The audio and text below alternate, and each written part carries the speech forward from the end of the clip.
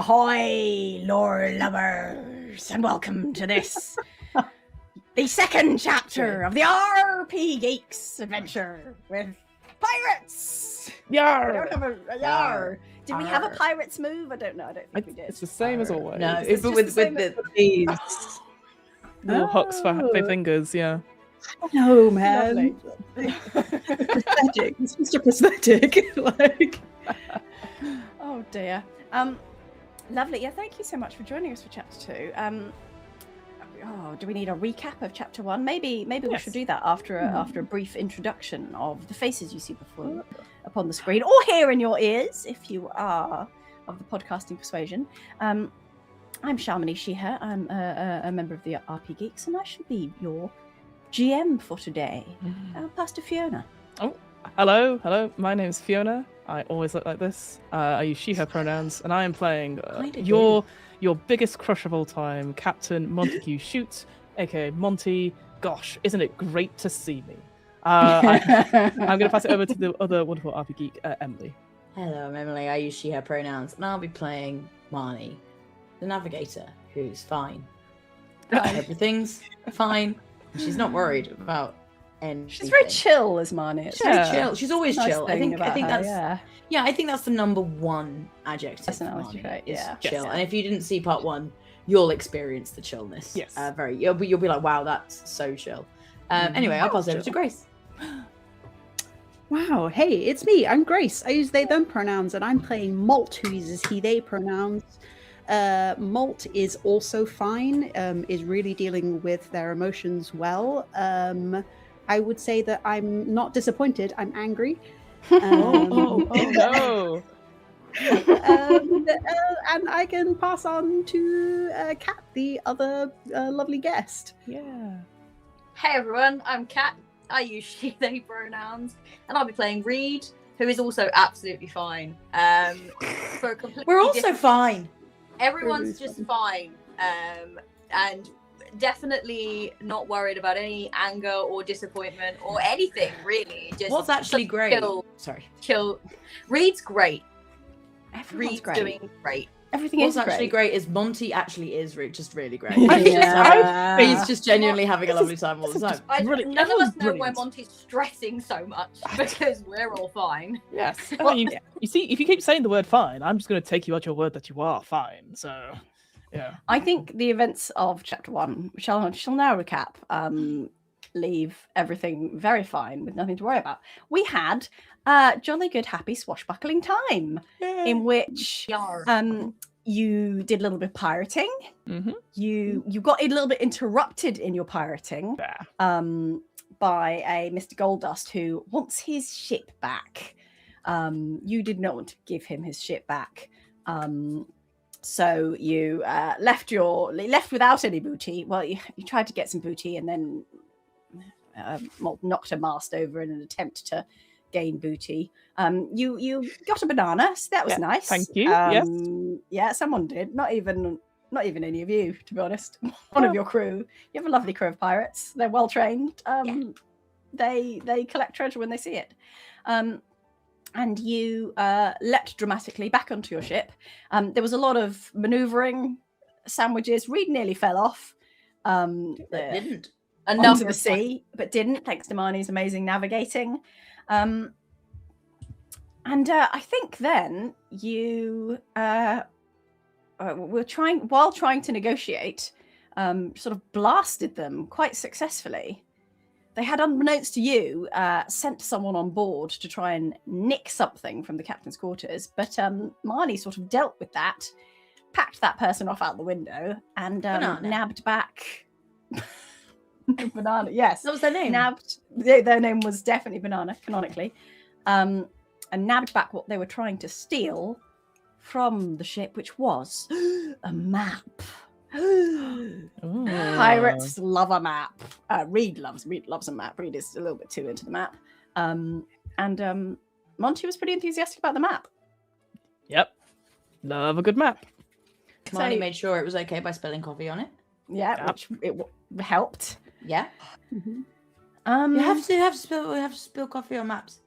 Otherwise they don't work. They'll take you to the wrong place. Exactly, as proven. I think Marnie and Malt were maybe a little bit more cautious about the whole map. Let's go to this island that no one's ever heard of or appears on any maps situation. But you know what? If it's going to make you all pirating legends, if it's going to make Captain Shoot a pirating legend, then Malt for one is very much on board with that. Yeah, I don't care about that. No. To be clear, if it isn't going to make wholeheartedly Captain agree. Yeah. That's not how I remember that scene going. That's exactly how that scene went. Reed, the ship's chronicler, has been writing the biography of Captain Shoot. Malt had a little peek at the biography of Captain Shoot and had some issues with the level, the amount of Captain Shoot in the story of Captain Shoot. And tempers flared. Malt's tempers flared. It usually does. And then you set sail through the night. I think Marnie was very alarmed by the map, the case that the map came in. Fine. Marnie was just generally a bit disturbed, and it's unclear exactly why. Oh, the weather got very bad. We don't like it when the weather gets very bad. It's fun. And as we begin chapter 2, after a day of sailing, no, not a day, a night, specifically a night of sailing. A night of sailing across, I would say, increasingly choppy seas. Dawn has broken and the weather is just gradually getting slightly worse. Just a little bit more cold chills in the wind, a little bit more sea spray slapping you in the face when you least expect it. The crew as a whole are a little bit tense. There was a lot of muttering from Marnie about things that are I think it's fine. fine or maybe not fine. Maybe bad luck. That way, and then that went 12. And it's sort of 1, 2, rubbing 3, off 4, on 5, everyone. 6, 7, 8, 9, 10. Up, down, left, right, down. So People don't like that sort of thing, it seems. Has anyone A B? What parts start? And then has anyone got a mollusk I can borrow? No From one the has boat, a mollusk. But as the I'll get it. as everyone rouses and comes back onto deck this not so fine morning, with many of the crew in a Sorry, you have to read a mollusk to keep the spirits away. 5, 4, 3, 2, 1. Oh, we're fine. That's okay. That's good. No strikes. Sorry, carry on, God. I was listening. People are unsettled. You can perhaps see why. But as you are sailing along, you hear once again a cry go up from the crow's nest of initially, sail ho! I mean, a ship over the. I see a ship, Captain. I can see it. It's got a sail. That's why I said sail. And then it's over there. So this is. Are you an idiot?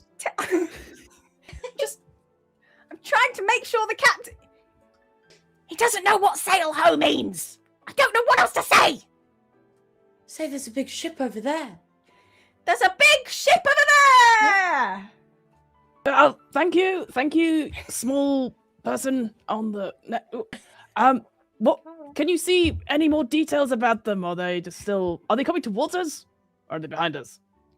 I think if you get, I imagine you have a cute little telescope. Oh my god, Shamini, it is the cutest little telescope because it is bedazzled. And I will look for where it is. Ooh. Just on the outer bit or on the bits that go into the other bits? It's like a kaleidoscope inside. Yeah, all of it is bedazzled. It takes. I have to pull it out really hard. Yeah. Okay, you see as you sort of look out that this ship is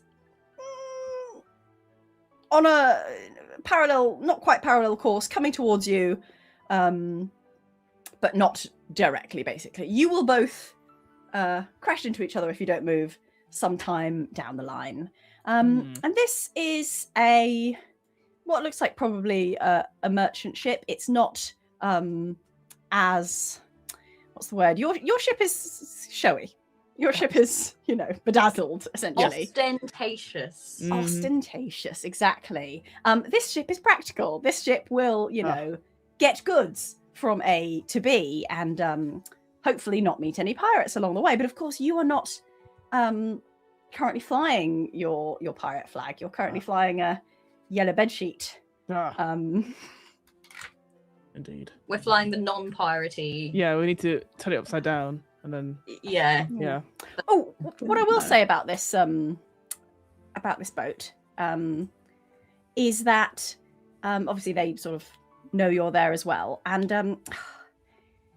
it looks like this boat might be a little bit faster than you, or at least maybe they think they're a little bit faster than you because your ship doesn't look very speedy, and you can see them sort of setting up their sails and sort of putting a little bit of extra speed on as you kind of both come start to come alongside each other, heading in the same direction. I've experienced this before. This is what we call in the trade a game of ship chicken. Full speed. Okay. Yeah. Lovely. Can we see Shams? Yeah. Sorry. Is it clear why they're trying to cross paths with us at all? Like, that seems like a very odd They're not thing so, to be doing. Yes, to be clear, I'm compressing time slightly here. Oh, they were on a nice. path, you were on a path, your paths happened to be... It just so happens. Yes, exactly. You're not exactly parallel, and therefore, by the laws of geometry, you will at some point collide. And it just so happens that you're sort of coming closer and closer and kind of... I don't know the ship. Well, I mean, I didn't expect you to know every ship, Marnie. Oh, sorry, I was talking to God. Okay.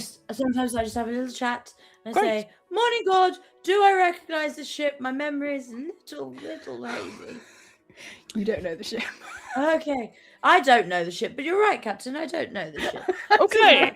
That's no. You know what? I'm glad you voice your thoughts out loud. Well, Yes, no. Sometimes when I talk, Yeah. it takes a lot for me to stay talking like this, and so it's very hard for another voice to come out of me. Like, say, Marnie wanted to do an impression of, say, someone from the future doing a game. Yeah. It's hard.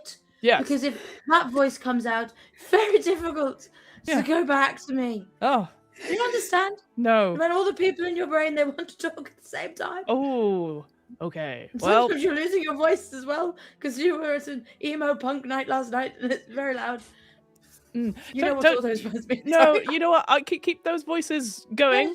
Give a little chitty chats. We'll raid the boat that's going towards us. Don't you worry. Right. Yes. Good. Would you like me to take over steering, Captain? You know what? Yes, I should be at the front, ready to do our raiding speech. And I think I should steer. Yeah, obviously. Yes. Take the handbrake off. Oh. I think Bolt would sort of appear mysteriously at Captain Shoot's side without having sort of appeared to have approached at all.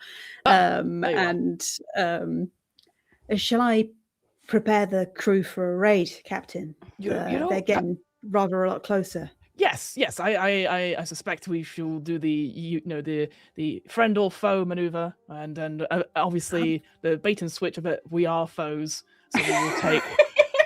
We say we're foes. Yeah, but pretty we much. could be friends. But that's a bait and switch where we go back. Right. But yeah, they seem to be keen on meeting us, so we should meet them with full force with our friend or foe maneuver. Rule 2. Perhaps if we raise the colours a bit earlier, we might encourage them to stop rather than sort of ramming our ship at full force, Captain. But of course, no, you know what?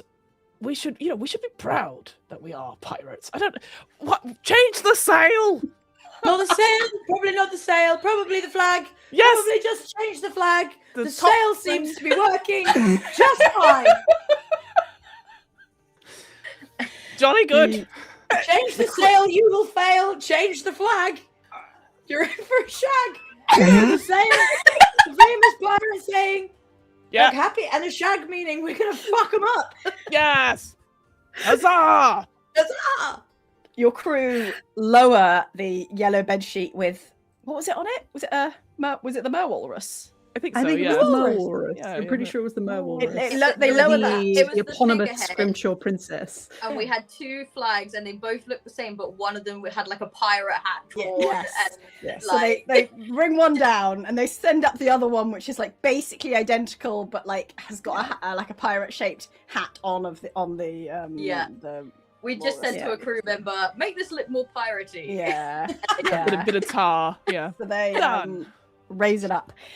Secret artist really did their work. You are coming closer, getting within sort of yardarm to yardarm range with this other ship. And as you peer over, there seems to be very few people aboard. Can't see any cannons on the deck. And they seem to be carrying on. But as you get closer and closer and closer, just at the point where, Monty, you would usually call out... What would you usually call out? Friends or foes, stop in the name of Captain Montague Shute of the formerly titled Scrimshaw Prince, and just do a long title of like who I am before the boat usually hits to each other. Monty, you're coming alongside. You're not going to hit each other, but Monty starts proclaiming. And just as Monty starts proclaiming, suddenly from across the other boat, there are grappling hooks, and you see an enormous crew of people leap up from behind the reverse pirated. Baited switch! Baited They baited and switch. they reveal switched. a very obvious pirate flag. It's black. It's got a skull and crossbones on it. It's piratical. And you hear a great roar come up as all of this crew go, "Ah!" And people start leaping. There's No. like planks coming across, and you find yourself being firmly raided as quite a lot of very piratical looking individuals leap aboard the Scrimshaw Princess, cutlasses drawn. Do we recognize the colors at all? Yeah. Like, would we know who the captain is through the stories that sort of get passed around? Yeah, I'll say that it's a relatively generic piratey flag. Piratey. Yeah, But that, like, as the that. point that the flag goes up, I think Monty, you probably go like, "Oh, should I know? Oh, do I know who? Oh, yes. is it? Hang No." on. But, like, Rolodex. as you're like being like, "No, I know this. I know that. I think I know this this one." person. Yes. Yeah. I know this. You are overthrown by people. Nasty-looking individual leaps towards you and sort of starts taking a strike. Which you manage to block with your hell cutlass. Can I ask? Yes, at this point, I will say they are swarming over you. And Reed, I think you see 2 people just like approaching, baring their teeth, brandishing a cutlass. What would you like to do? Approaching me? Approaching you specifically. I mean, they're approaching everyone, but before we get to everyone else, there are sword fights start to happen. But what is Reed choosing to do? I think is my question. So I think normally Reed is a lot more awake than this. Reed is incredibly tired while all of this muttering and everything has been going on and we've been going towards this ship. Normally Reed is sort of at the forefront, writing things down, asking lots of questions, really not necessarily getting involved in the action, but just really like trying to be present and but they've been sort of sitting kind of on a barrel, very deeply invested in their writing, not looking at anyone, sort of quite disconnected. And I think they're just verbatim, just writing word for word what everyone is saying. So doesn't necessarily notice immediately that we're being boarded until like they sort of like shake their head and go back and reread the last few lines of what's happening.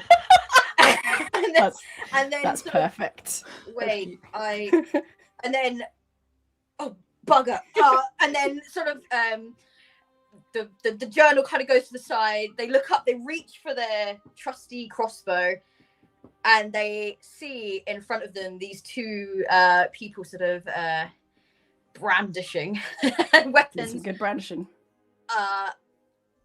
I think the first thing Reed would do is look around to see if any fellow crew are around nearby to come and help, because let me tell you, combat, not Reed's specialty. Fair amount of piratey things that aren't Reed's specialty, not surprisingly. Combat would be one of them. So okay. I think Reed immediately like looks around. Help! Raises their hand. now, gentlemen, we can be civil about this. What is everyone else doing at this time then? There are plenty of people coming at you with swords. Oh well, I'm driving, and I'm very busy, and I'm thinking about a lot of other things. So Marnie is just sort of at the wheel, continuing to steer the ship wherever she wants it to go, either into the other ship. She's thinking about slamming the other ship a little bit, because we're big. We're bigger, right? We are bigger. Yeah. Or just more ostentatious. Bigger. Bigger both. I'll slam into them. And so I'm trying to do that just to fuck their shit up. And then also, I think Marnie is sort of every so often going, well, one ship attacks, then that means you go back. And then she's sort of muttering more again to herself. And I can see her sort of just like leaning down and seeing like a puddle on the floor and being like, puddle on the decks, go clean your specs. And she drops down and starts cleaning it up as like someone swings above her head. Oh, and, incredible. But she's just sort of like not paying attention really to the fighting. But if you'll allow me, slightly dodging just by being sheer force of 100% as you duck. A dagger goes twirling through the air, above your head, twangs into the wheel as you come back up again. Free dagger. Just chuck it behind me. Can I just sort of chuck it behind me and maybe roll to see if it hits someone? You don't have to roll. No, that 100% happens. Yeah. You chuck it like boom. Handle into someoone's head who just kind of goes what? Falls off. She's also desperately looking for the ship's cat. Okay. Nice. As in, like, she's trying to leaving to look for it, or just to no. She needs to see it because she needs to know how the fight's going. Okay. You see the ship's cat. The ship cat was also caught unawares. Great. And with a load of screaming people suddenly jumping, is attempting to climb the rigging, which is quite tricky for a cat. But it seemed the safest place. Okay. Cat goes up. Cat goes up. What rhymes with up? Cat goes up. Come on, Marnie. Cat goes up. You'll be flopped. What does flopped mean? Oh, no. I have no idea what flopped means. Okay, and she'll just spin the ship into the other. Oh, my God. Amazing. I had other ideas for cats that I got. What rhymes with up? Luck. Luck? Yeah. It's a half rhyme.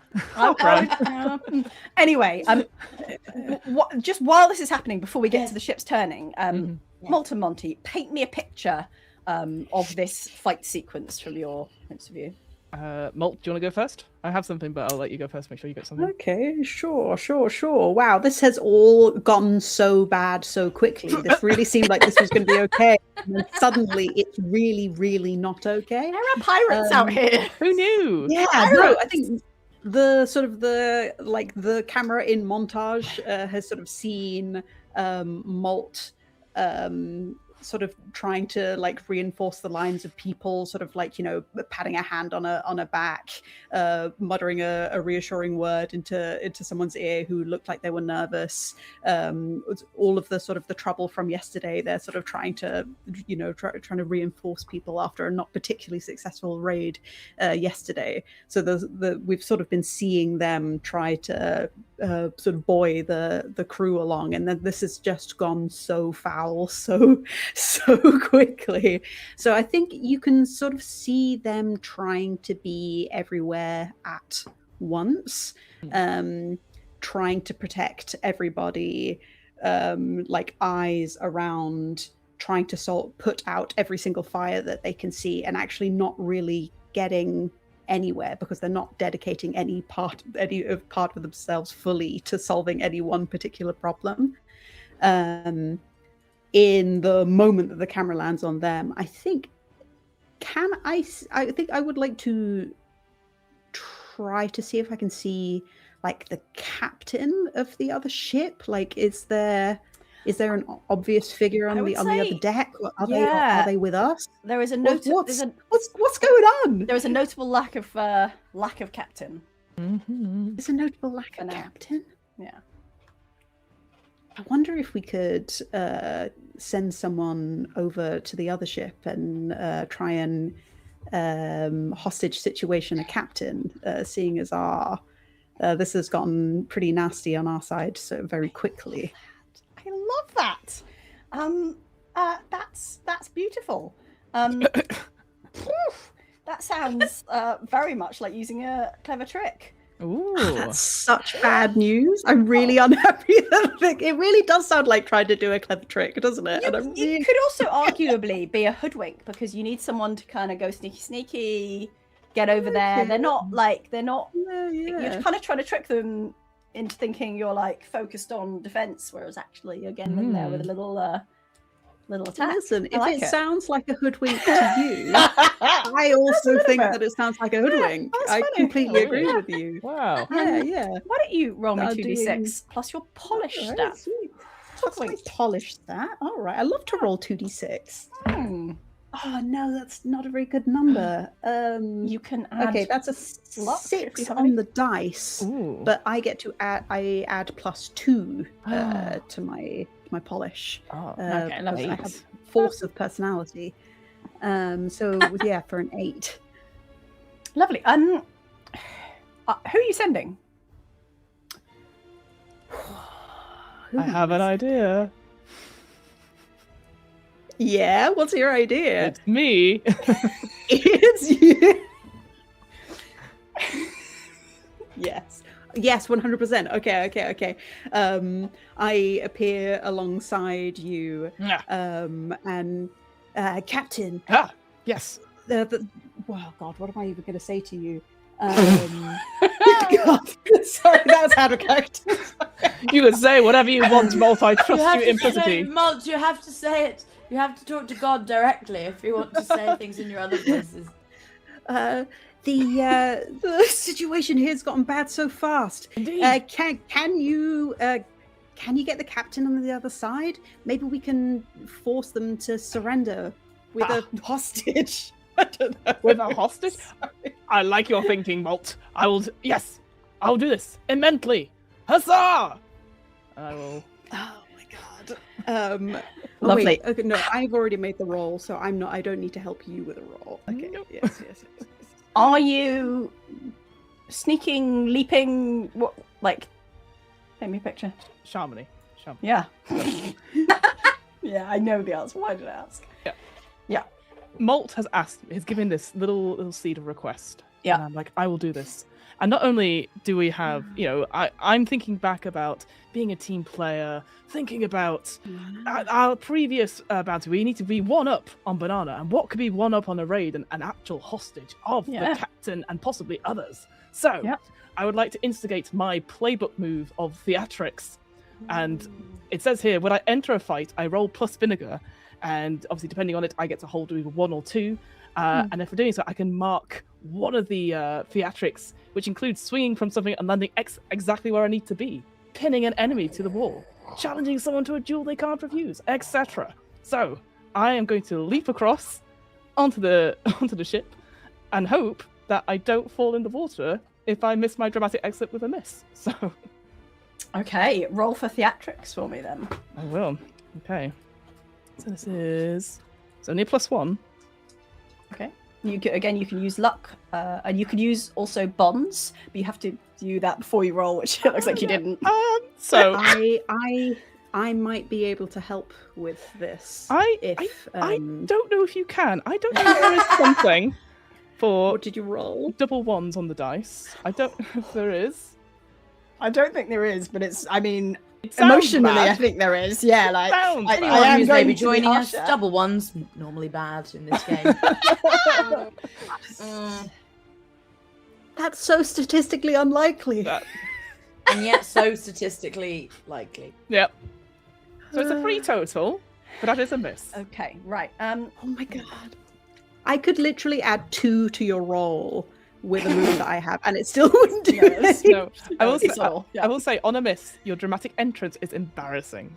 If one of your Oh, connections is no. watching, take Yeah. impassioned, which technically one of my bonds is watching. It is Molt, so I would Okay. take impassioned. I think you know What does that mean? Sorry, that Sam. What's is impassion? it's their vice. Oh, of course, yeah. Okay. It's Captain's vice is the state of being impassioned, which we shall get to. I think you know you're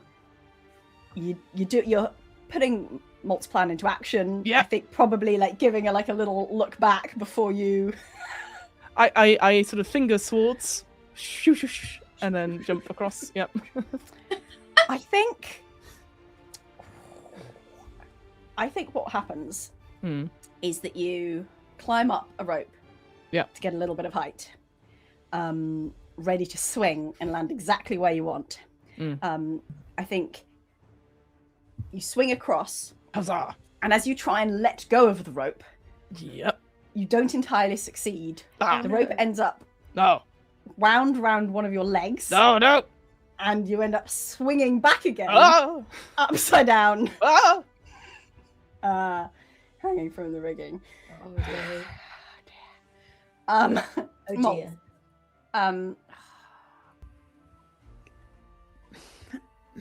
I'm gonna say this to you, Malt. I'm gonna say you see 2 things. You see your captain hanging upside down, and Yeah. you see Reed with their hands up and someone looking very much like they're about to take a swing.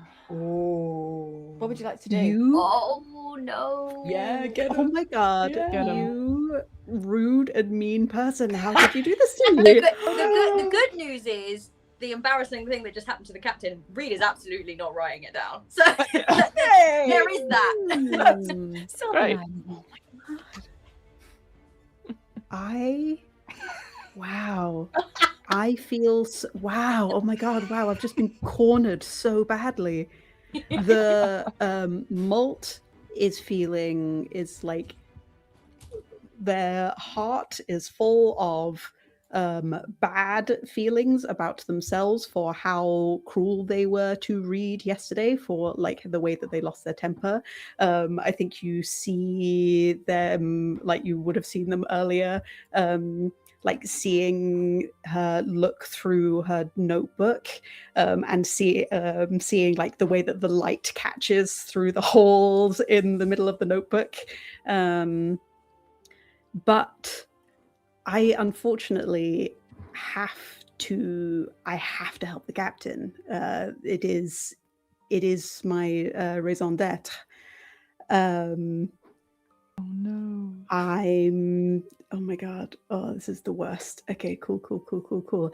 Yeah, I jump up and cut the rope that the captain is tied in. You can. Oh my god. You leap up and cut the rope. Cut the rope. Mm.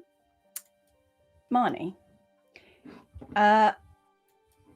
would you like to roll, use a clever trick to bash this boat, to like get this collision just how you want it?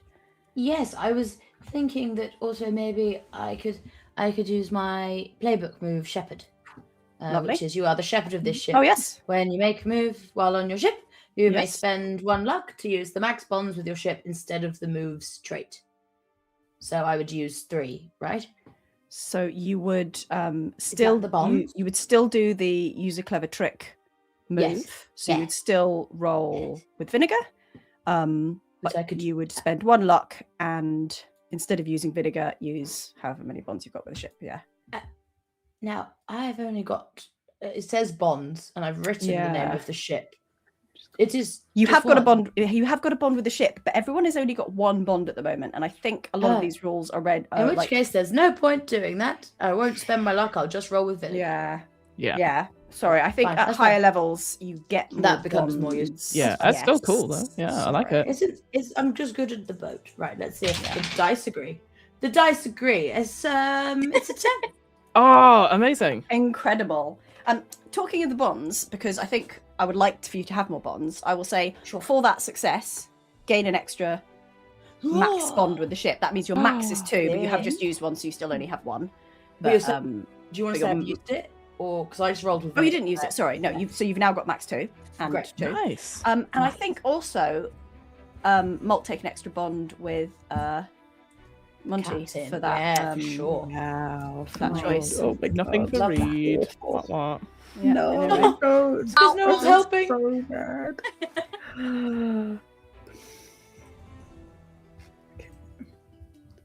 Lovely. Okay, so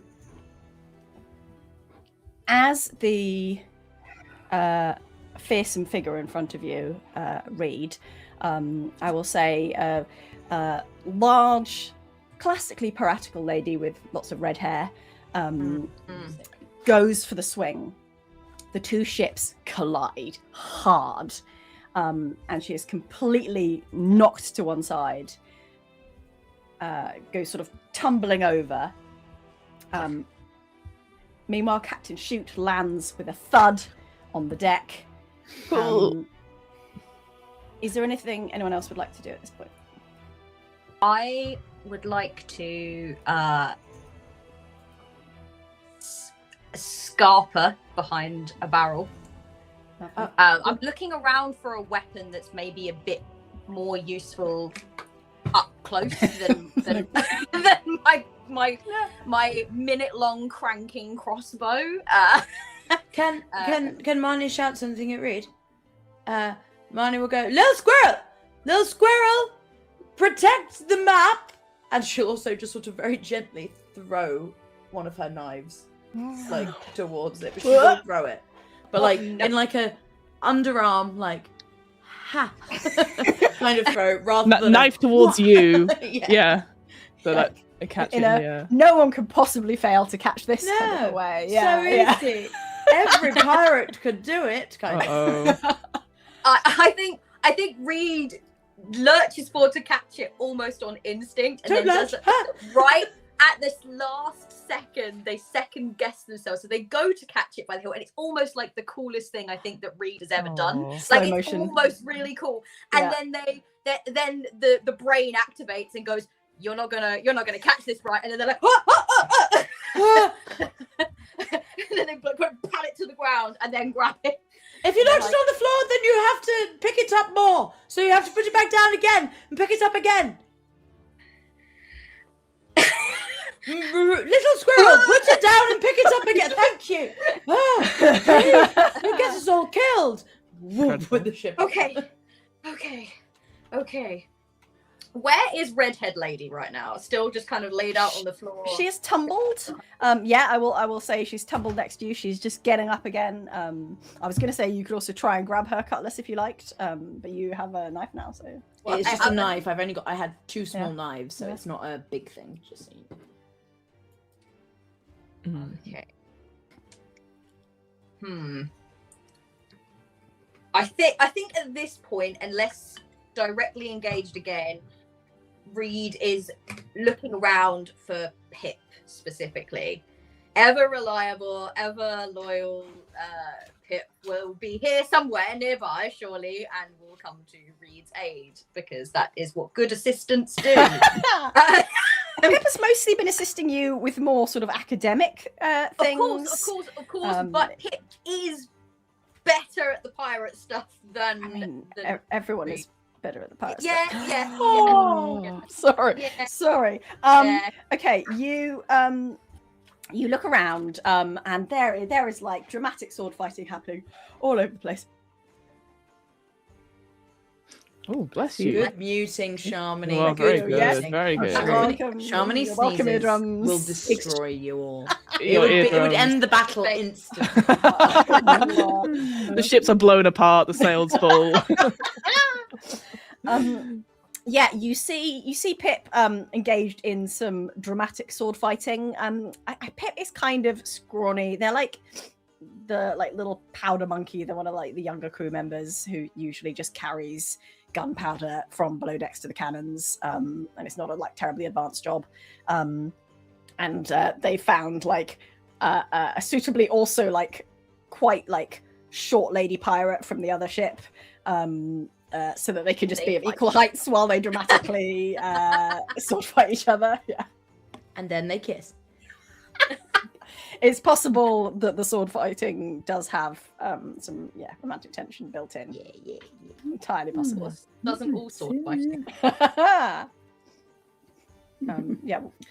Would you like to call out to him? I think there's just this moment where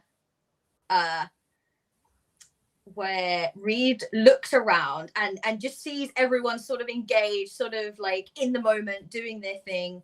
Marnie is swinging the ship round like a pro. The captain didn't see the captain's dramatic embarrassment. But the captain is sort of dramatically posed on the floor. And Malt is sort of nearby, and there's this sense of, I think, a momentary relief, the captain looks kind of vulnerable there. Thank goodness Malt is nearby to protect them. And there's something that comes over and has come over Reed all morning, is this sense of distance, this sense of just being entirely separate from this entity that is the crew. They're all kind of working in unison. They all everything seems to be falling into place, even if it's doing it in this chaotic slapdash half-assed kind of way. Everyone seems to be where they need to be at the right time, and Reed is just there and desperately, as usual, trying to avoid it all. And the words of Mort just saying you weren't there, you every time I looked around, you were not where you were supposed to be, just kind of keep ringing in Reed's ears. And holding on to this knife, probably holding it completely wrong,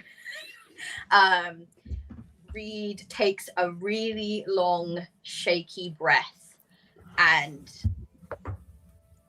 glances at the notebook, the notes that Reed has been making all morning, writing verbatim what everyone has been talking about and muttering about. Marnie has been muttering about fog all morning, and even here now, fog is around them. And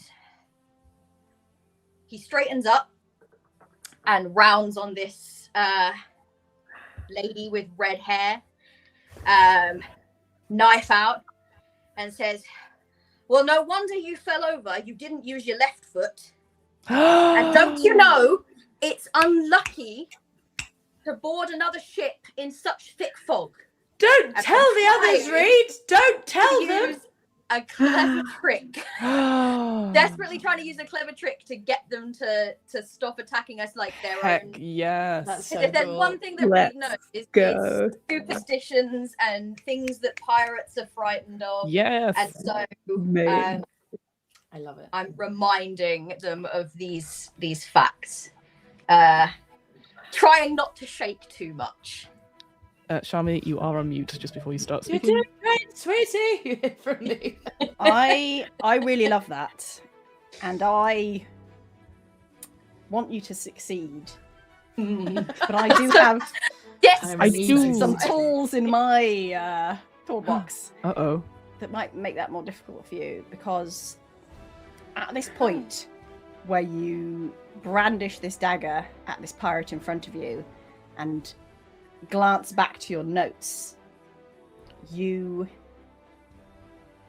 read a word amid the jumble, and it says run. And you can't tell whether you've read it or whether you've heard it, but at this point, I would like to compel you to flee. Uh-oh. What? As you hear Malt's voice echoing in your ears as well. Now, a compel is a move I have, and they often relate to your various troubles and vices as pirates. However, they can be resisted. In order to avoid falling prey to this fear, the call of the book, you would need to use the stand your ground move, which means spending a bond with someone, explain how they're inspiring you to overcome yourself, and roll 2d6. Oh.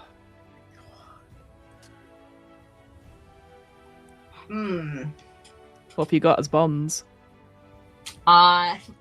Well, I'm not particularly close with anyone on the ship, so I think I have one with Monty, one with Pip. Oh, I have one with my sister. So, but does it have to be someone that's on the ship, or no? You get a boost if it's someone close by, but it doesn't have to be. No, you get a +1 if it's someone to your roll if it's someone who's close by. Could we argue that because he clearly listened to Marnie, he gained a bond with Marnie, and then he can spend that by doing the way up?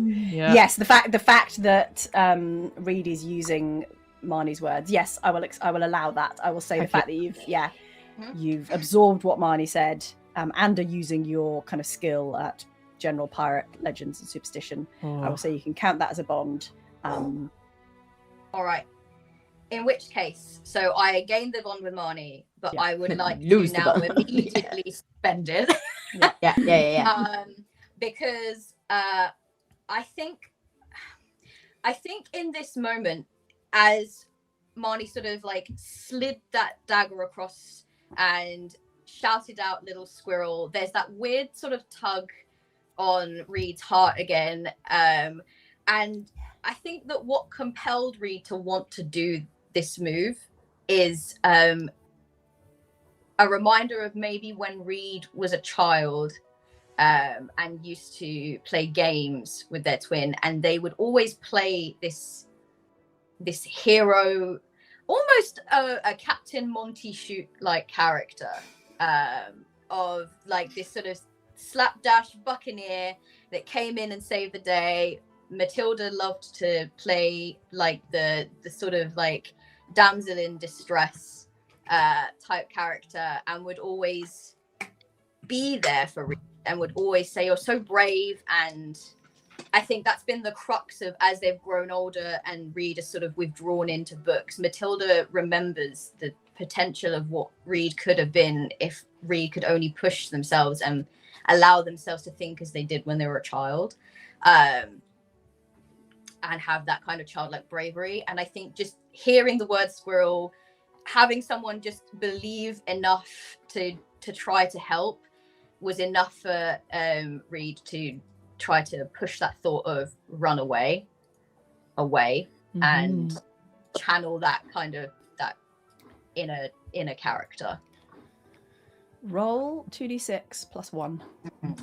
Oh, get over a 6. Okay. A 7, ideally, or more. +1. Yeah. I got an 11.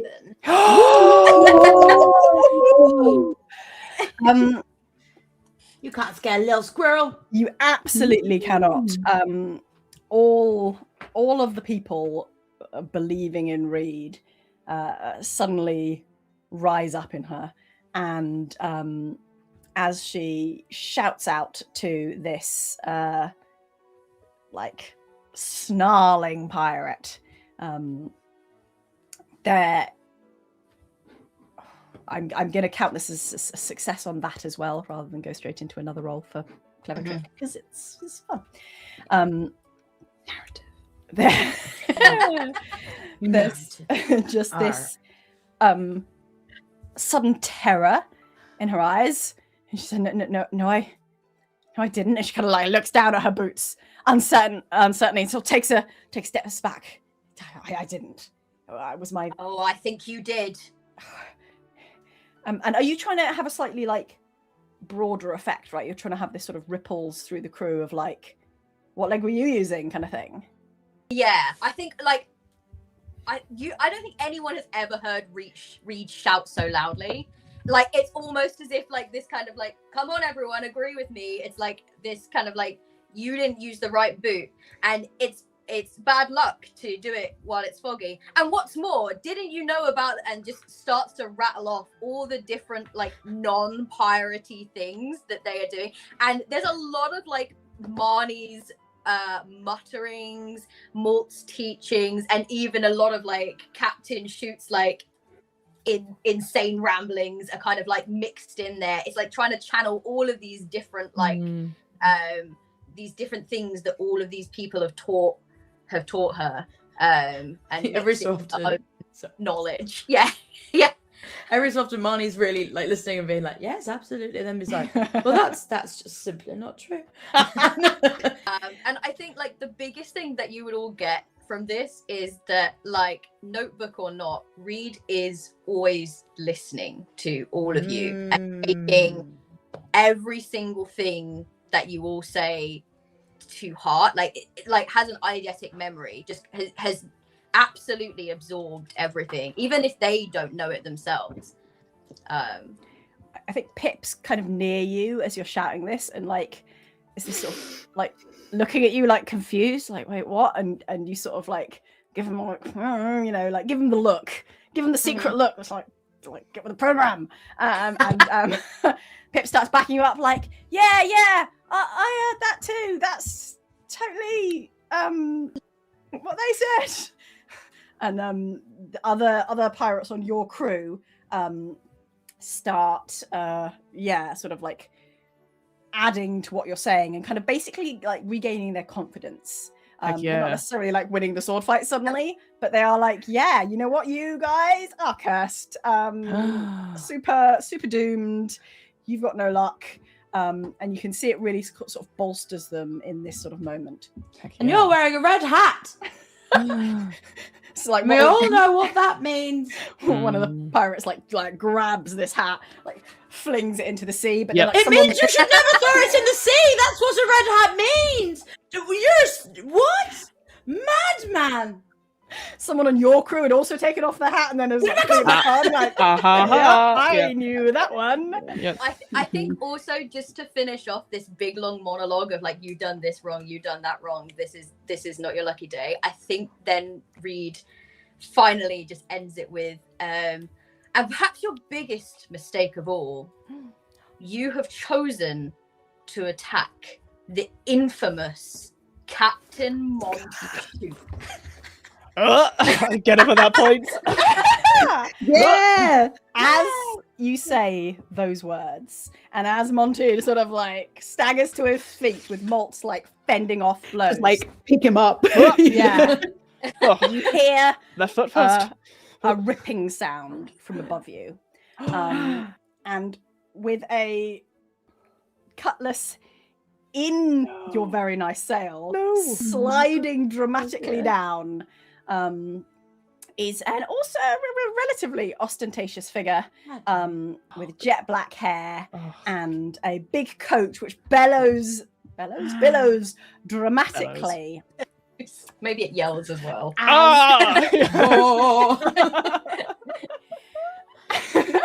As she lands perfectly lightly right in front of you, Monty, on the deck. Oh my god, she's got the captain moveset too. No. No. She says, shoot. And she looks at you and goes, Monts! You serious? And whacks you on the back. And calls out, it's all right. No, stop. It's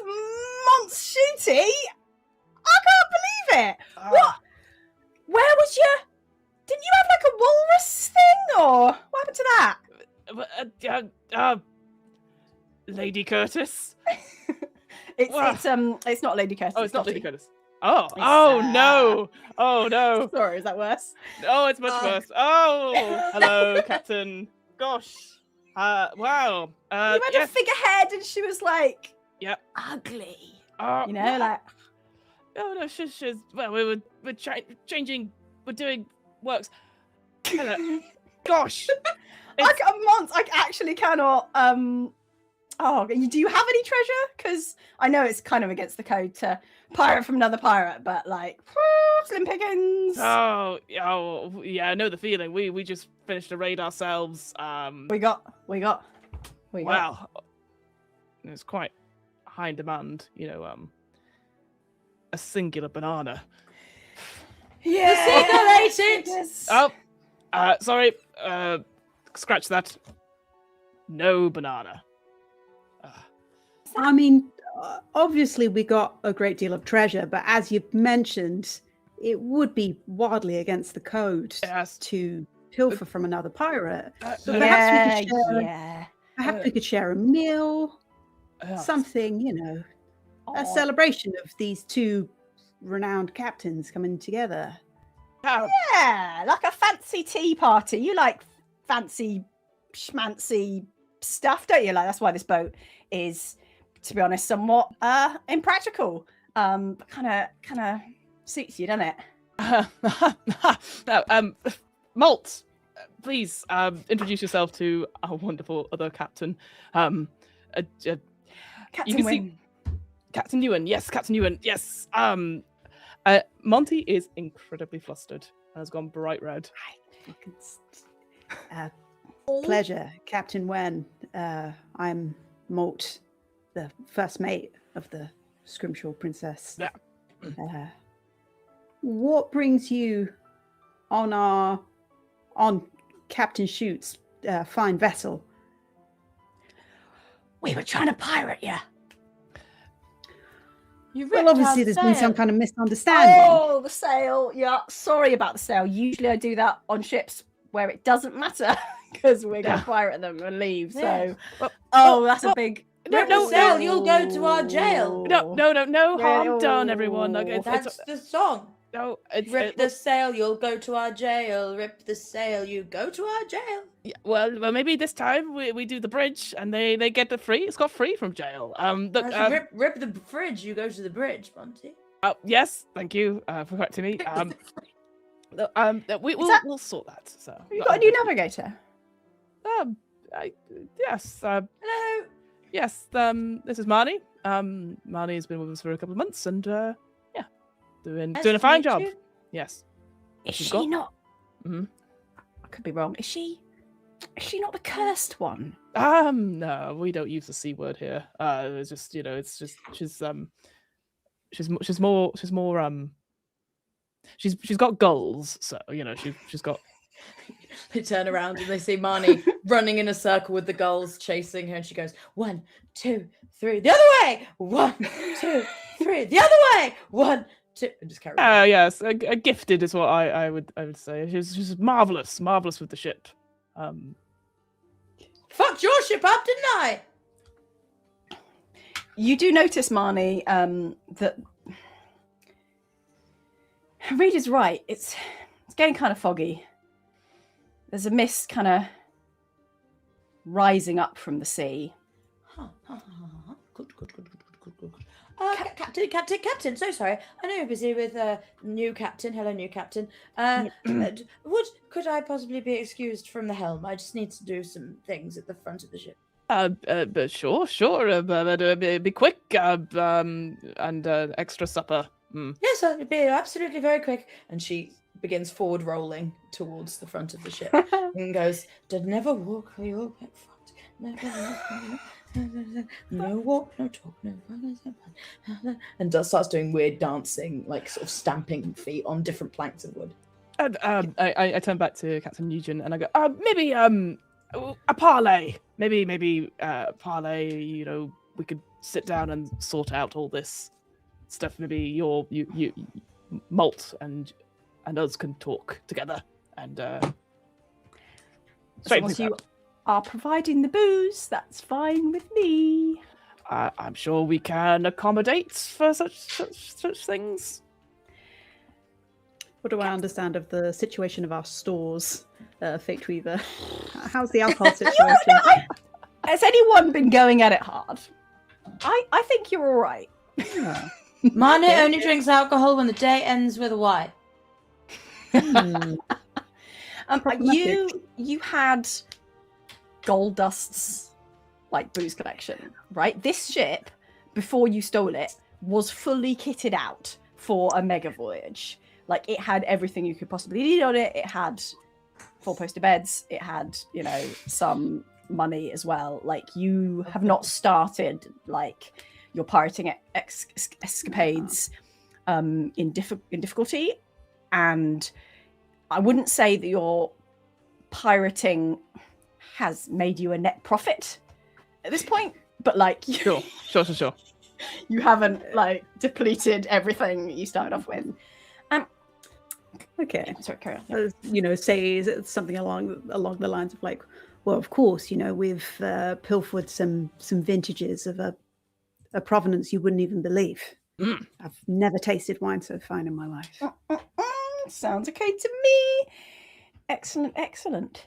And I think that's where we will leave it. Marnie, you are dancing at the stern, and as you see the fog rising up, you hear a voice, one of the crew from down on the deck, sort of looking out to sea, and says, there's a storm coming. Uh-oh. And with Don't say that! with that, we will end part 1. Before we have a small break, Yes. I think we might have a lore drop to do. Yes. Lore drop. Woohoo.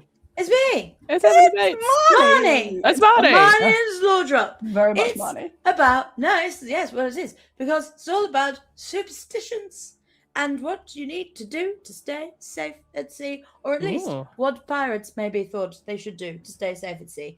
And these aren't Marnie's ones; these are shit old ones that they actually did. Marnie will explain. You'll hear Marnie's real ones as we play the game. But maybe I won't do this all to Marnie. Actually, maybe. Whoa! I don't. Slip It might into the take. Whoa. Now she's gone for a bit. It might take half an hour if Marnie does it. No, because I wanted to look at the black spot because because I just it's a classic pirate thing, right? You get handed the black spot. So does anyone know? Well, does anyone know where that came from? I assume everything came from Treasure Island, or like there was some Victorian who was like, I'm going to write about pirates, and like everything they wrote, everyone's like, that's what pirates were like. Yeah. Forever. So I actually thought the black spot was a real thing, but it turns out it is Treasure Island. That is like the just first, Treasure Island. That is the first recorded instance that people can find of the actual black spot.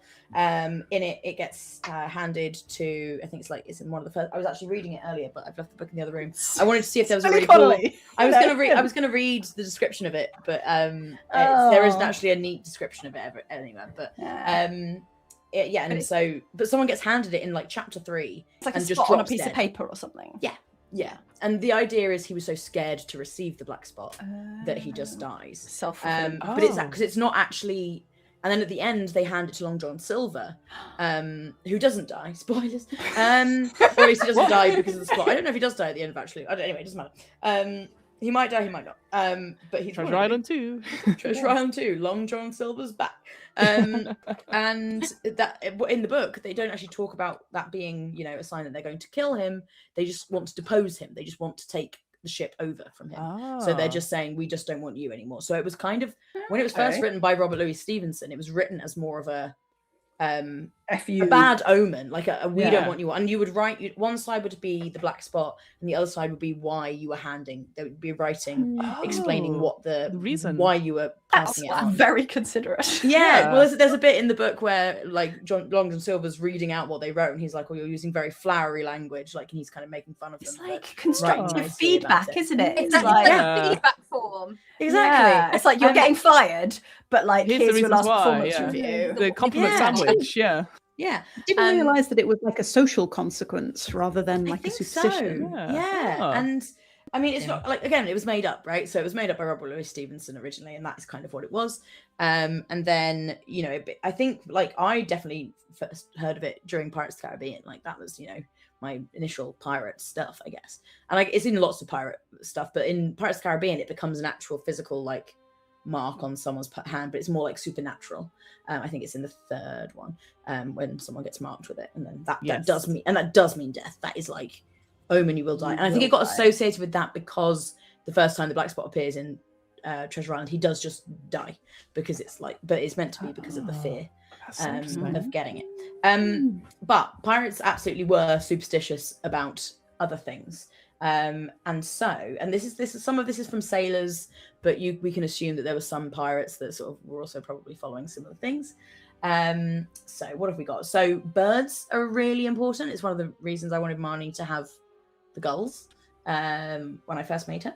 And the really famous one is the albatross. So sailors like really respect an albatross, and like there's a long history of believing that if you killed one, that is just terrible luck. Like you are just like you have absolutely done one of the worst things imaginable for a sailor is killing an albatross. Which you presumably want to do because you're like miles from land, and the only like large creatures is this like wacky seabird, which kind of starts to have that cartoon like steam coming off it and a bone sticking out. Your eyes turn into Well, and then but seabirds in general have they're really revered with, or at least were with sailors, because they used to believe that birds would carry the souls of dead seamen. So if you died at sea, the birds would be the ones that would like take you on, because you've got to think this is in the time when probably like, particularly, you know, where we're getting our reports from like Victorian ships, very Christian based. And the idea of just being in the sea somewhere and not buried, you know, it's not a very Christian burial, and the idea is that the birds would be able to sort of help out a little bit. So you have to be, you know, you have to respect the birds, and it kind of makes sense if you think about it, like in just in general. You know, if you're out at sea and then you haven't seen anything and you see a bird, like where did that bird come from? Like why is it there? 100%. And so, you know, where's it going? And so I think it's, and then the other animal one, it was sharks were a big thing. If there was a shark following a boat, that's a bad omen, because the idea is the shark can smell the death that's going to come. So you have to like, that makes a lot of sense. Yeah, so you're like, and you know, and if you've got someone who's sick on board and there's a shark following you, then you're probably like, hey, let's just appease the shark. Everyone, one of the things that I have on my list of things that Marnie might do in a maybe different way to what this is whistling up a storm. So the idea that if you whistle, you can control the weather. You can encourage a storm to arrive. And if it was too calm, you would whistle to try and like pick up the winds. Or if someone was whistling and it was windy, you'd be like, shut the fuck up, and be like, we don't want it to become like a big storm. But the idea that you can kind of like tempt the weather. And apparently one superstition was never leave port on a Friday. And it probably, again, comes from the Christian Good Friday kind of argument. But that's they just wouldn't do that, apparently. I like the idea that you can't leave because you don't get any like business. You don't get any correspondence for the next 2 days because they're not business days. That's what it is. That's probably what it is. Yeah, exactly. You'll never get your mail. No help. The offices are shut. Yeah, absolutely. And also, bananas are bad luck to bring on a boat. Look, and mates, you didn't tell me until after that had happened that you weren't using any of the real ones, only the fake ones. So I was taunting you with unlucky bananas, and then you're like, "But we're not going to do any of the real ones," and I'm like, "No." So the banana's fine. Oh no, that we are kind of messing around with some of the real. You know, it's a blur of Emily remembering what the real ones are, and also Marnie's just saying things suddenly.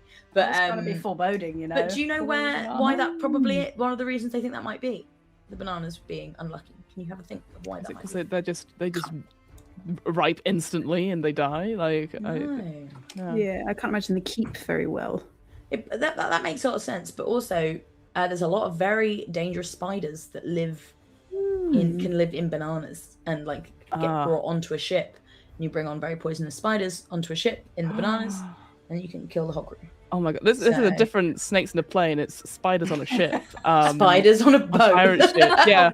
Oh wow, I didn't even consider that. That's horrific. These mother heckin' spiders on this mother heckin' ship. Yeah.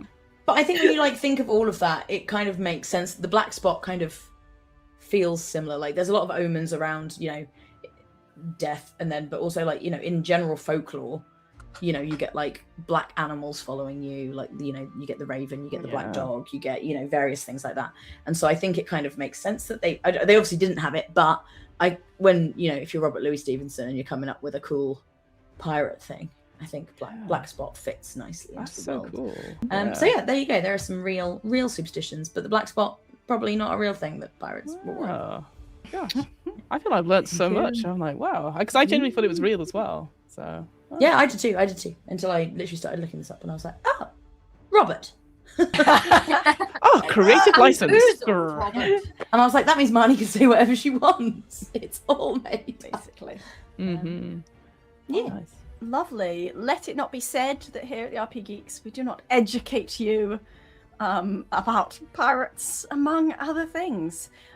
So with your brains filled with superstitious knowledge now, we will take a short break, and we will be back in probably 10 minutes or so for further practical adventures. Huzzah! Huzzah! Huzzah!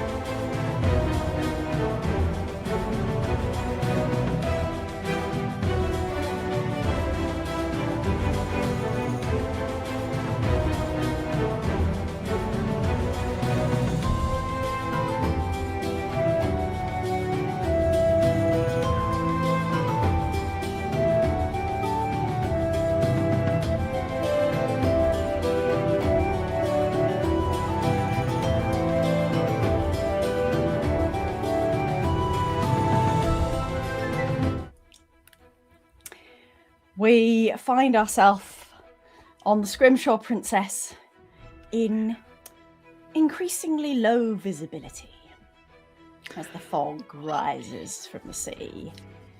The two boats are still maybe disentangled from each other, but pretty close by, and you've sort of halted on your voyage. Captain Nguyen's crew are still, like, a lot of them are still on board. So there are sort of people everywhere. There's sort of people around on your ship. And Dottie is very enthusiastically, I think, as you are sort of taking her to your quarters or sort of leading her around, she's definitely like a little bit like, what's in here, just in case it's like treasure. She kind of wants the goss of like what you've got, who you've robbed.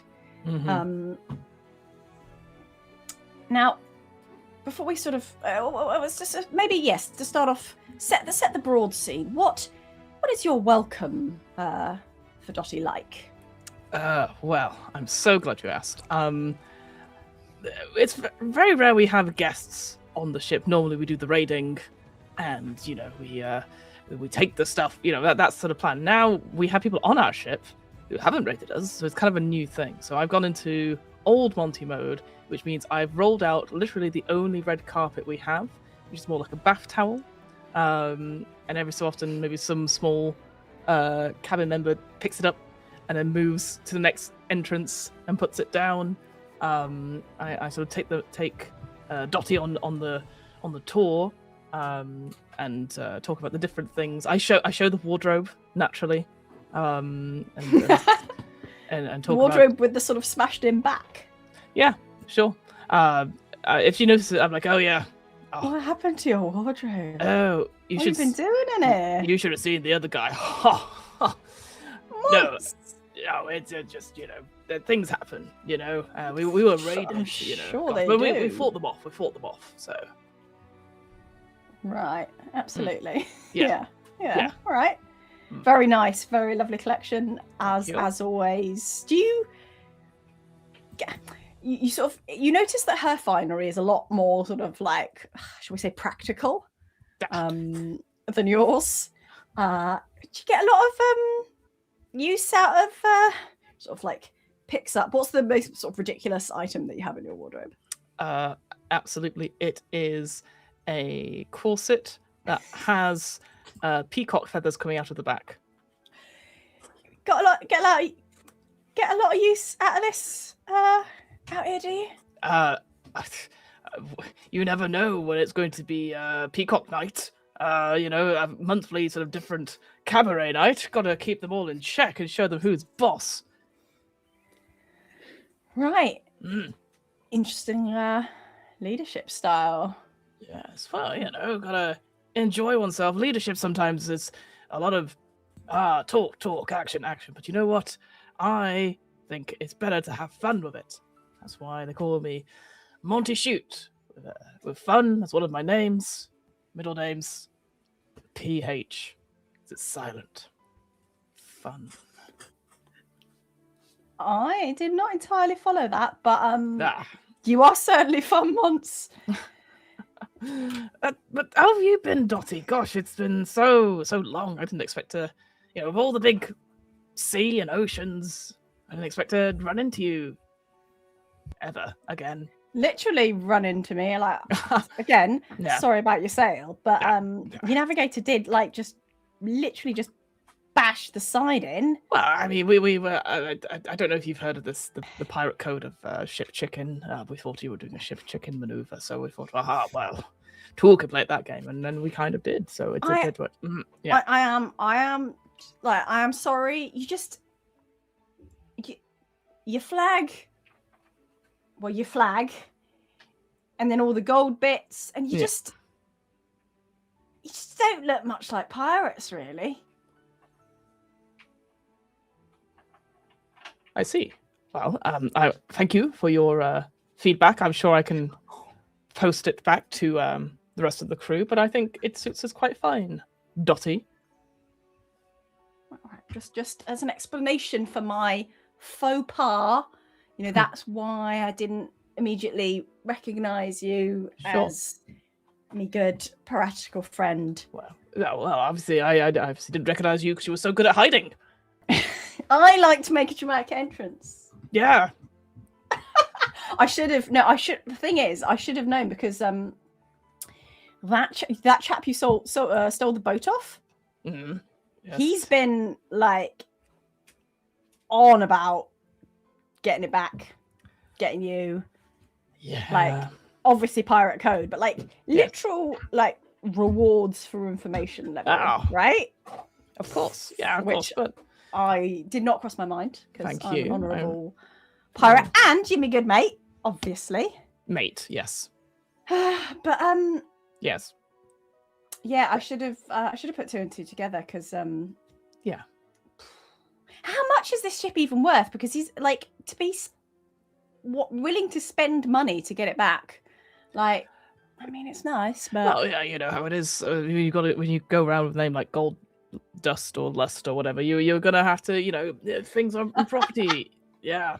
I've heard obsessed with gold. Like, just wants to like shower in gold, dive into piles of gold. Like, we'll do anything for good. That's kind of the stereotype. Yeah, I don't know if that's, that's true, sorry, Dottie. I want to circle back, if I may. The mates thing. Mates. We're just mates. You and me, Monts. Yes. Monts. Now look, we are obviously fellow pirates, colleagues. In that sense. Yes, pirates first. Pirates, colleagues, and I appreciate that we come from somewhat different worlds. You and I, Monts. You've got more of a, or some might say, sophistication about you. You haven't had to sort of claw your way up from the gutter. You're not doing this out of desperation to make a living. Is the impression I get? I could be wrong there, of course. Well, no, you were always quite astute, Dottie. Thank you. Yes, yeah. Mm. So, what I'm trying to say is that, despite our differences, I like to think we are more than just piratical colleagues. I see. We are. Yes. I think we. Yes. Are mates. She punches you in the shoulder. Ow. Right, where's this grub then? The galley. Onwards. Go. Were you eating in the galley? Obviously not. Sorry, little joke. No. We'll get some food there, and then we'll vacate to my room. Oh, like serve yourself. Okay, cool. Yeah, let's go for it. Yep. Just mates. Cool. Onwards, huzzah. Monty. Yeah. During that battle, you took the impassioned condition.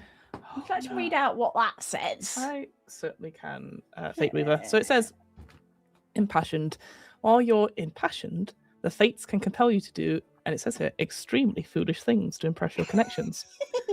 If this gets another connection of yours in trouble, mark 1 experience. That connection can choose to reject it for you. If they do, lose 1 bond with them and gain 1 bond with another. And then it just says at the end, it says end point, break a heart, which I honestly I don't like. It's in italics. I don't like it, but yeah, that's what it says about impassioned. So we have a lovely sort of shipboard situation here. Yes. I will go to the others and come back to you. But when I come back to you, I would like to know what extremely foolish thing you, Captain Shoot, are going to enact this lunch together while Dottie is on your ship. Incredible. Okay. Malt. Yep. I'm having a normal time. what are you contributing to? Well, what is your What am I priority right now, I contributing? guess? Oh, the big question to ask Malt. yeah. What are you contributing? Oh, Yeah. all right. Mhm. Yeah. What is your priority to sort of take care of?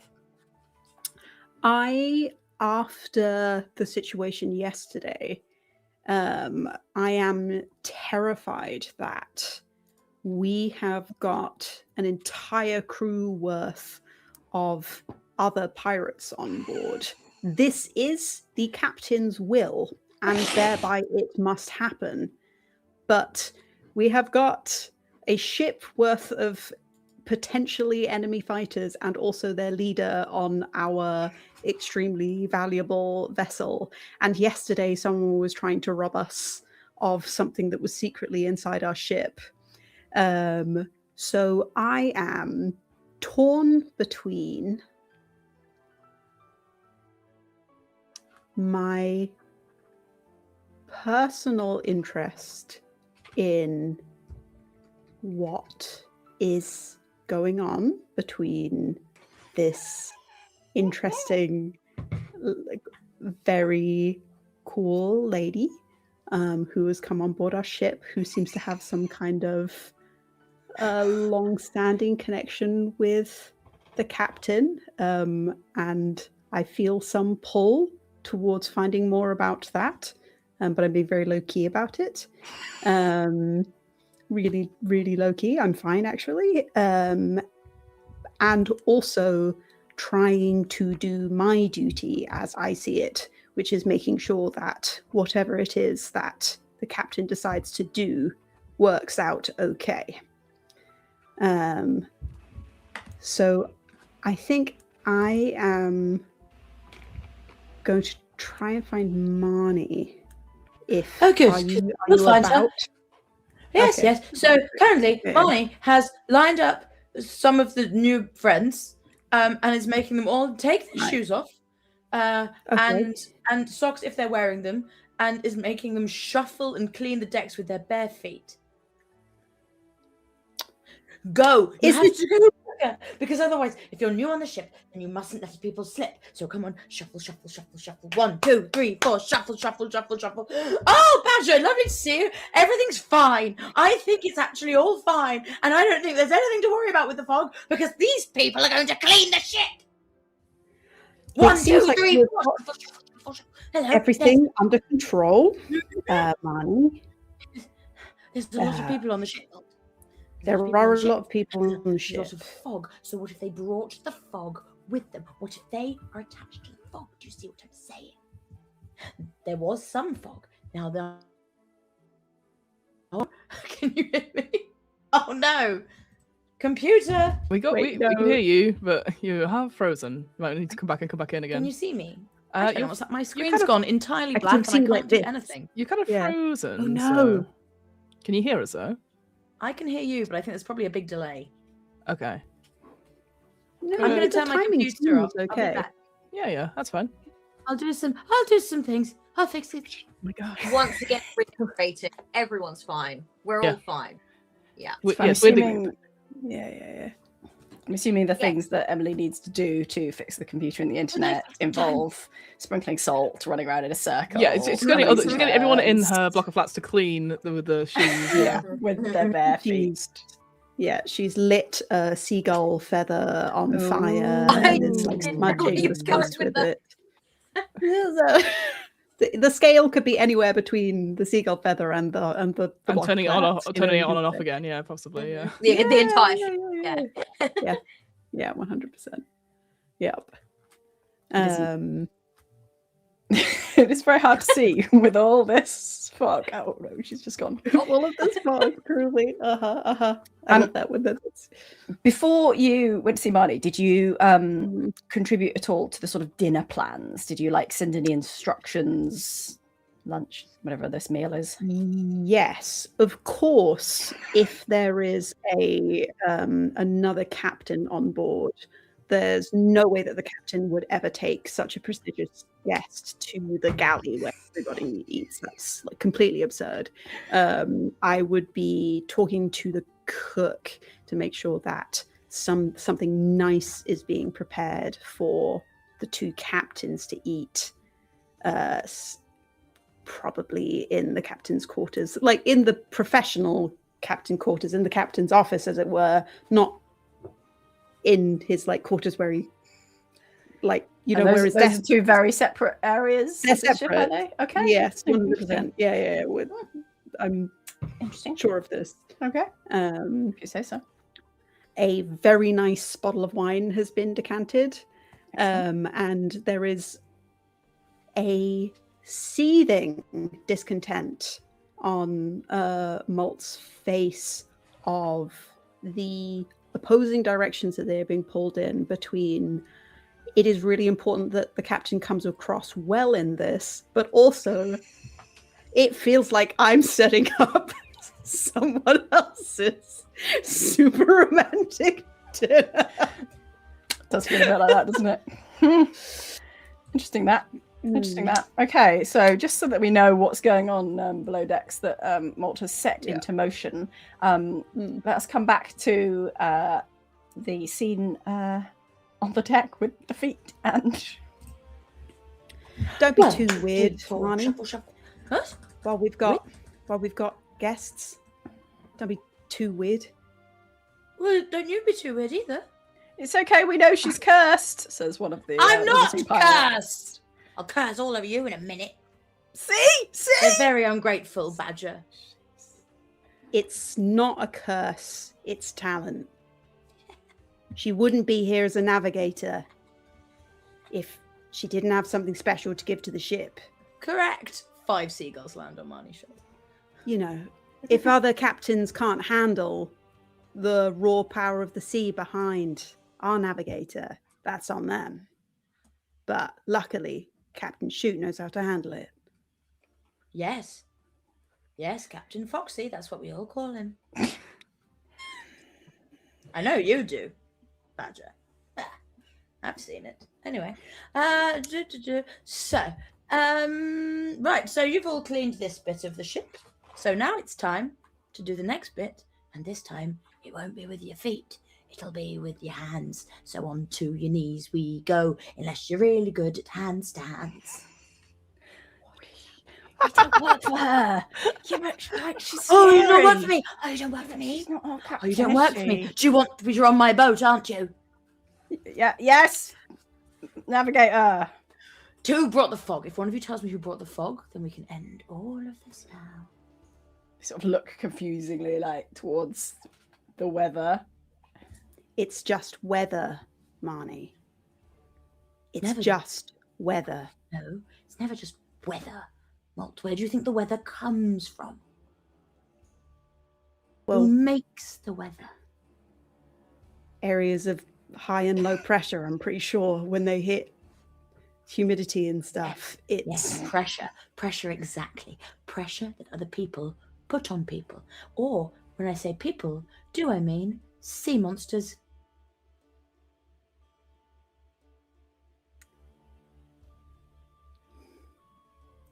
You're just trying to frighten people. No. I'm trying to tell people the truth. I'm trying to protect people. And actually, I think I probably know more than most people. And if there's a big fog coming in, we're all in trouble. Why don't we go and have a chat? Yes. Let's leave these nice people to their dinner. Cleaning. Yes. Guests on our ship. Yes. Who are cleaning the ship? It sounds like there's something you want to talk about. Yes. Yes. Good. Yes. Yes. We should have a chat, actually. Are we clean? We're cleaning the ship. Yes, you're cleaning the ship! I think as you start to move away from this group, one of the, let's say, redhead lady pirate, looks at... Very hot in my mind. I don't know if she's hot. She's hot. Crazy Of hot in course. my mind. Very tall, really very hot. Broad handsome. shoulders. Redhead lady pirate. I'm reckon. Super Yeah. buff. Yeah. Yeah. Classic. Yeah. She goes over and kind of grabs, I think, like the collar of the very short woman who was like sword fighting with Pip earlier. And she sort of like yoinks her a bit, gives her like swipe over the head, and be like, and says like, "All right, I know you've taken something. Empty your pockets. Captain says we're not stealing from these people. Come on, out with it." "Oh, I haven't taken any. Why do you always blame me?" So she's like, "Come on, I know you. Put it back." And Short Pirate empties her pockets out, like various things scatter onto the deck. Silverware. Yeah. Someone's flintlock. 100%. A cutlass, somehow it fit in the pocket. Massive, silver tray, glosh on top. Another banana. Where did that come from? Yeah. Yeah. Marnie, what of your personal belongings comes out of that pocket? Oh, what a great question when I don't have my character sheet open. Sorry. I think it's almost definitely. I think I've got. Well, I had a little bag of beads. Okay. There was 365 beads. Magic beads. One for every day. They Just look kind of magic. 365 beads. I don't have to explain why I have 365 beads. I think this is the button thing all over again. I see it. I think the beads literally like scatter out of the bag that they were in, and the entire deck is a freaking minefield of deadly, slippery beads, literally everywhere. As anyone who you're all on your hands and knees cleaning, isn't it? And as you sort of burst this out, a strip of sort of white cloth comes out of her pocket as well, and it catches in the air. And suddenly, in front of you, Marnie, is a face, a familiar and terrifying face, just for a moment before you realise it's a mask. A white, sort of mostly eye mask, but with sort of semi-translucent bits covering the rest of the face as well. And it looks alive for a minute, and this is for a moment hanging in front of you, and then it sort of drops as the wind stops catching it in front of you. I grab it. Where did you get this? Oh, it was definitely mine. Where did you get Other it? lady whacks her over the head again. Oh, I stole it, I guess. From where? From this ship or from a different ship? What different Where? ship? I was going through people's stuff downstairs. Who's this ship? Yeah. Show me. What, show you your own ship? Show me where you got it from. All over. I was going through everyone's stuff. No. And I will grab her by the collar. No, you need to remember where you got this exact thing from. No, come on, we're going on a walk. And I'll Malt, we can talk later. And I will start walking her around the ship, being like, was it from here? Which room did it come from? Maybe. I think there was. Was I in here? It could be that one. No, God, no, maybe not. Whose knickers were these? Because I think I got that from some. They're mine, clearly mine. That's why they've got little bunny rabbits on them. Sorry. Malt, you following along? Yeah, 100%. Yeah. You leaving, by the way, unattended by any senior members of officers of the crew, just an entire crew of other pirates. Yeah, they were pretty. Not something that we're looking after anymore. They were pretty spooked by Marnie. I would say, Malt, you note two things. One is that they're quite afraid of Marnie. Two is that the more that they are afraid of Marnie, the more that your crew is also a little uncertain about the cursed lady. For fuck's sake. Okay. Got to do a little bit of damage control here. Okay. Was it this room? Oh God, I don't remember the wallpaper in this one. It's very nice. Good. It's very nice. Just so you know, if we don't find the room, I'll be asking you to look at the bottom of the ocean. So I suggest you try and All right, them all. Marnie, that's enough. What? That is enough. I need to know where this came from. You are not the captain of the ship. No, never said I was. You do not get to shake down other members of someone else's crew, guests of the captain, with your fear-mongering. Talking about fog, talking about sea monsters.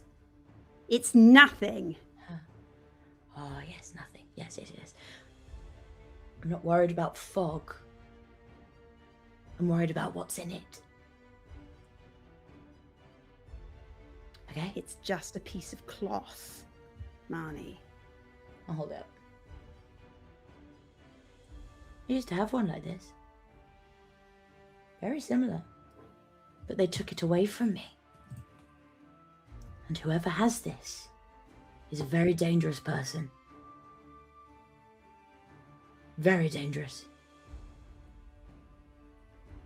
The problem with spending half of your time, I'm just going to sort of try and usher this person away while, the short combatant, while this confrontation is happening. Whether you're obviously very welcome to stop that. I know, she doesn't. The problem with spending half of your time talking in rhymes and spitting into the wind and throwing salt, but only over your feet, is that nobody takes you seriously when you're trying to talk serious. You should take me seriously all the time. I'm trying to. Good. You're getting very good at the left foot thing. I don't know if you've noticed. Things have gotten a little bit better. It's subliminal, isn't it? Whatever it is, it works. You can't talk like this, Marnie. You're freaking the crew out. Good. You're freaking me out. You should be scared. This isn't... Curses aren't real. You know that. There's no such thing as a curse. But the world works in funny ways. And it listens. And the sea knows things. You can get people to do whatever you want with a few strange comments. But the sea doesn't listen. It tells you what it needs. And you have to do it. People can do all kinds of things. They can mark you all kinds of ways. And she pulls down her wrist to reveal like a black mark on it. So, I need to know who this belongs to.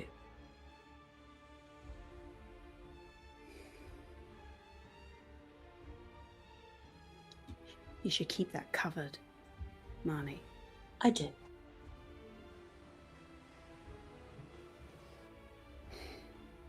There are things that we can't do anything about. People like you and me, we're just people. We can't do anything about what the sea's doing. Can't do anything about what the fog's doing. Can't do anything about what the storm is doing. But we can try and make it better for us now. We can make the ship You're good. wrong We about can one make the of them, captain good. I agree.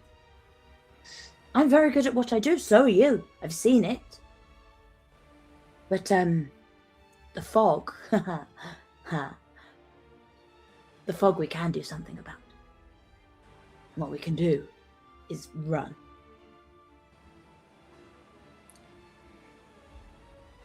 May I interject? Please. Oh, please, please. I feel like while this conversation has been going on, I think that Reed has been sort of somewhat helping with preparations, but has kind of withdrawn a little into themselves and become back, kind of got back into that nervous mind frame again, and that feeling of like, because we went out and there was this big moment for Reed, and then it immediately went into this kind of like, oh, everything's fine, and no one really said anything or noticed, and that's not necessarily a bad thing, but I think it's given Reed some food for thought, and was about to has been looking all over for Pip, I think. Still feeling a bit weird around Malt, so not really wanting to approach. Isn't able to find Pip. I'm sure Pip is very busy off somewhere doing, piratey things and preparing. So is not able to deliver the message. So once they see Malt having this conversation with Marnie, there's another moment of like, okay. Right, Reed, it's just say what you need to say and then go. And then makes their way over. And I think only when they're within it's too late to kind of pull away again kind of area do they realize how tense this conversation is. They just thought that I'm imagining, Kat, that this is happening in one of the very narrow corridors in the depths of the ship, right? So it's dark, it's cold, it smells of salt, like you can hear the ship creaking around you, and like these two really like forceful personalities in really different ways are just like taking up so much space in this really narrow corridor as you are approaching it. Yeah, and 100% is too late to turn around without being noticed, like scurrying off like a little squirrel again. So she kind of waits for that tiny little tense pause between you, and then sorry, I didn't mean to interrupt. And I think she's like, she's definitely not looking at Malt in the eye. I think her focus is more gazing sort of between the two of you, but more towards Marnie, maybe. I just thought I would let you know that I've done everything that I've said I was going to do, and if it's all right by you, I would like to retreat to my cabin. I have to look at the map and I have to write some more notes. So, well, I'm not the captain of the ship, so I can't tell you what to do. The captain seems otherwise occupied, so I thought I would. Well, then it would be first mate Malt. Yes, of course, Malt, if that's all right by you. And she's still definitely like not looking at you. I think you can see Malt like visibly making an effort to try and control themselves, like as this like getting into this like more and more kind of heightened state. I think having Reed come into the space and like be obviously not looking at them has reminded him of like the consequences of his actions and the ways that he treats people sometimes. And he would put a hand on your shoulder. They flinch. They definitely flinch. Yep, that's fine. Yep, I feel normal about that. Yep, I deserve that. Yep. Take some rest. Don't let the map out of your sight. Reed, before you go. Yes. You're pretty well read, right? Just this. I think there's actually like almost like amusement. Like there's just this like. I'd like to think so. Yes, Marnie. Yes. Good. Do you know anything about the fog? Oh, I pull the hand back.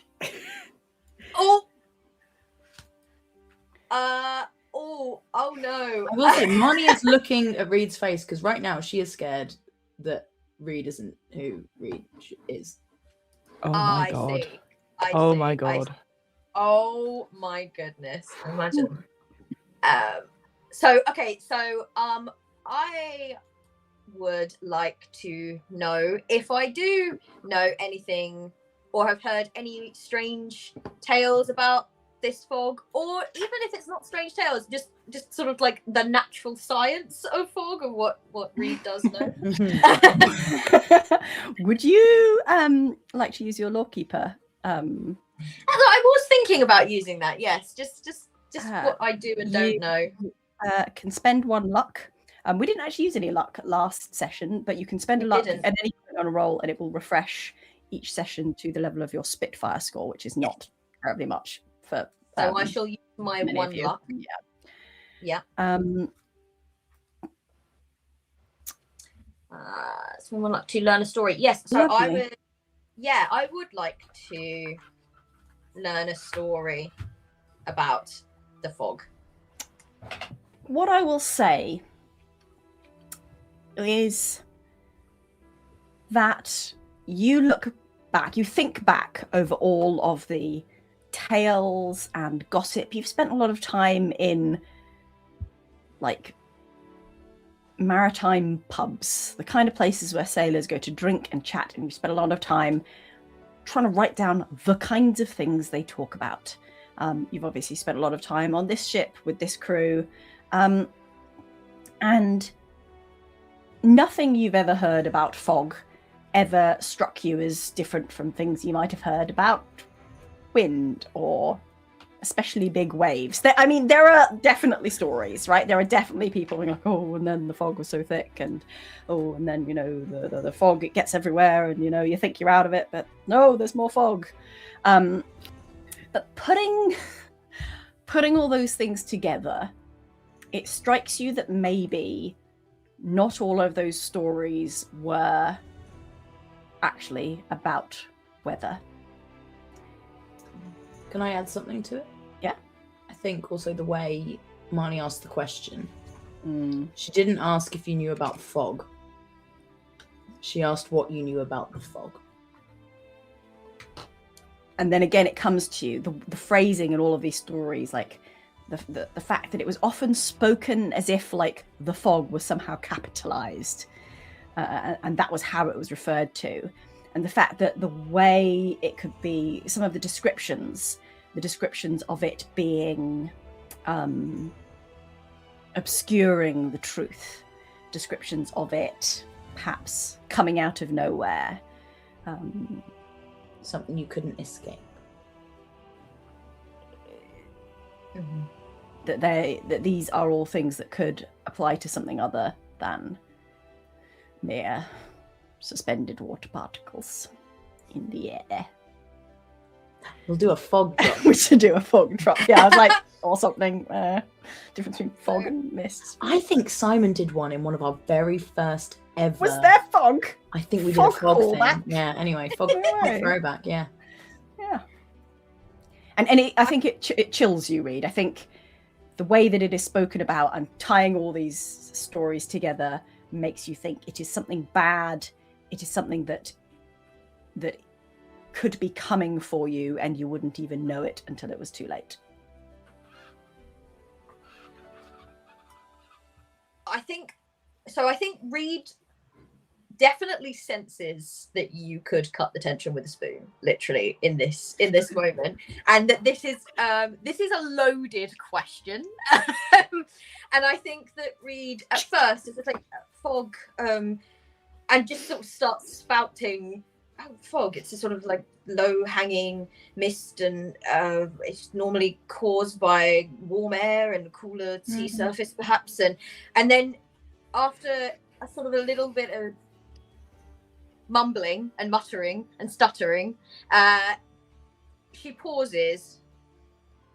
I suppose I can gather, I suppose, from your rather tense conversation that what you might be asking about is the fog, which I have come to gather is something significantly different to fog. And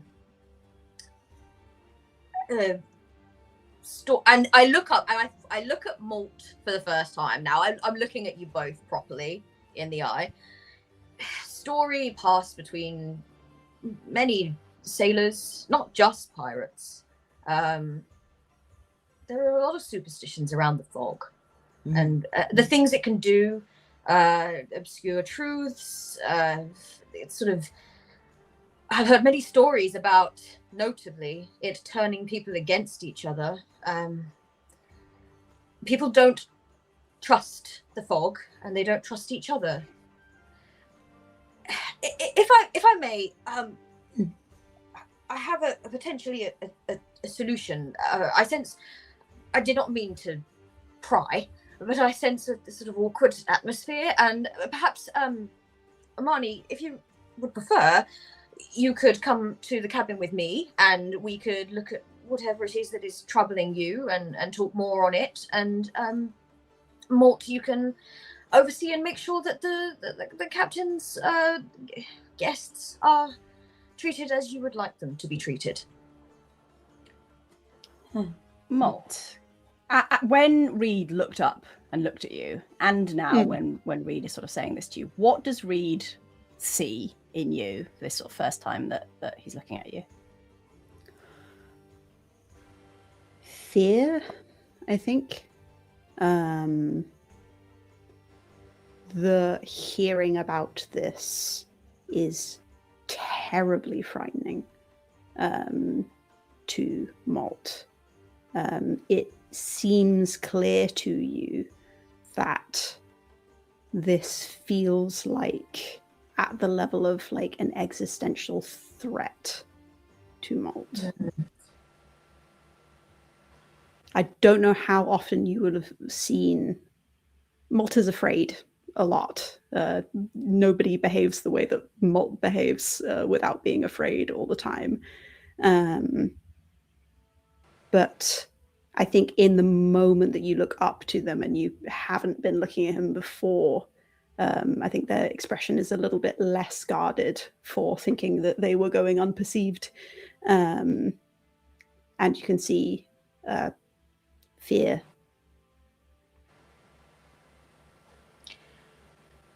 Maybe a little bit of shame, but also there's been all of these,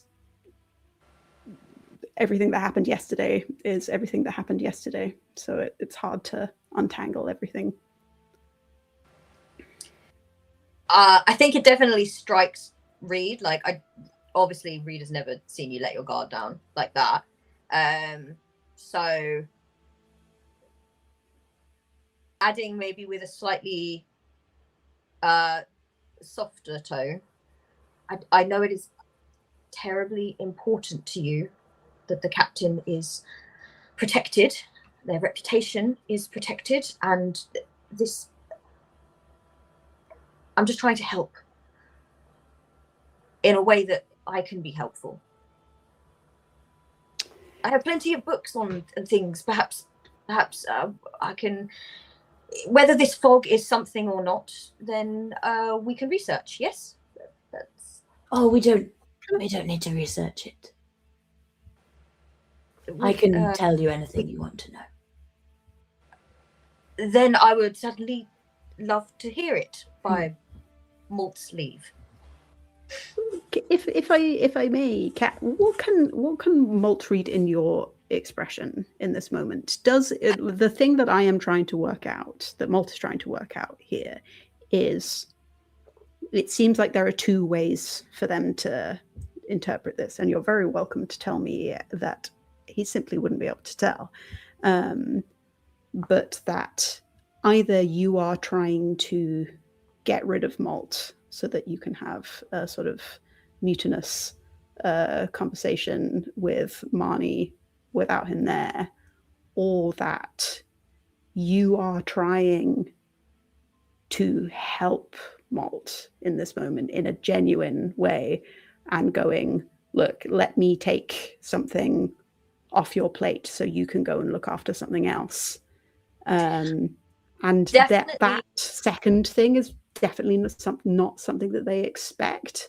Mm-hmm. So I think they're not sure in this moment. So again, you're very welcome to go, you can't tell. Grace, go do some role playing. But if that is that clear? Can tell. Reed is not someone who can guard their emotions very easily. Reed is not a very good liar at all. So I think that you would be able to tell that this is, and I think you would hear in the tone the same that you heard when you left the cabin yesterday. Just this sort of like, just very real, like sincerity and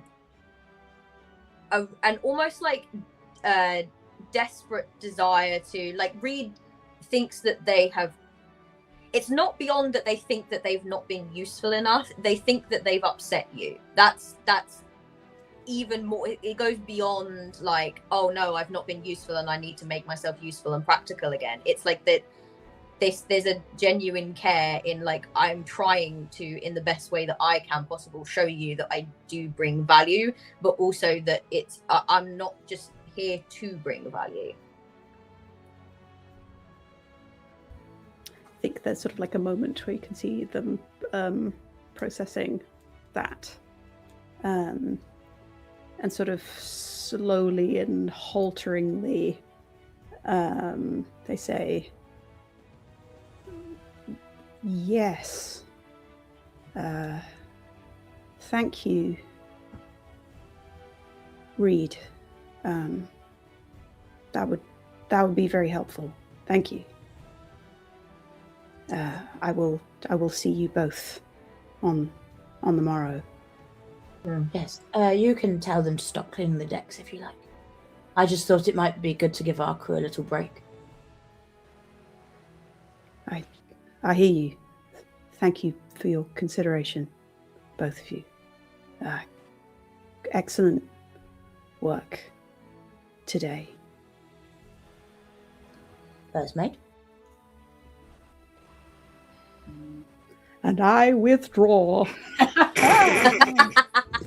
Dealing what they're gone with big feelings. Thank God, thank God.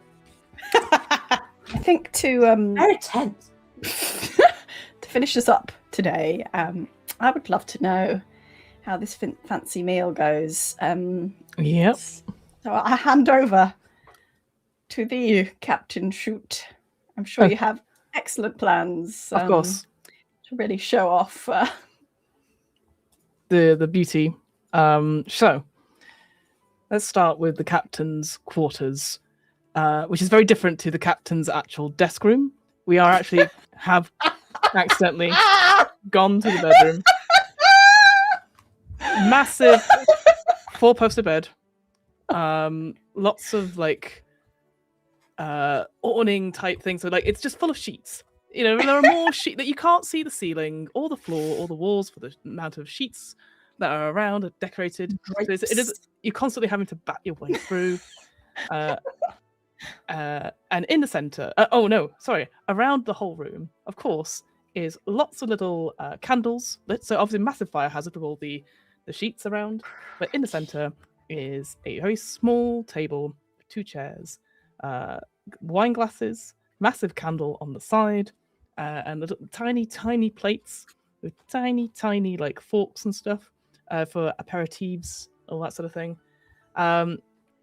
When Dottie is sort of shown into the room, Monty has, of course, changed outfit into what looks like very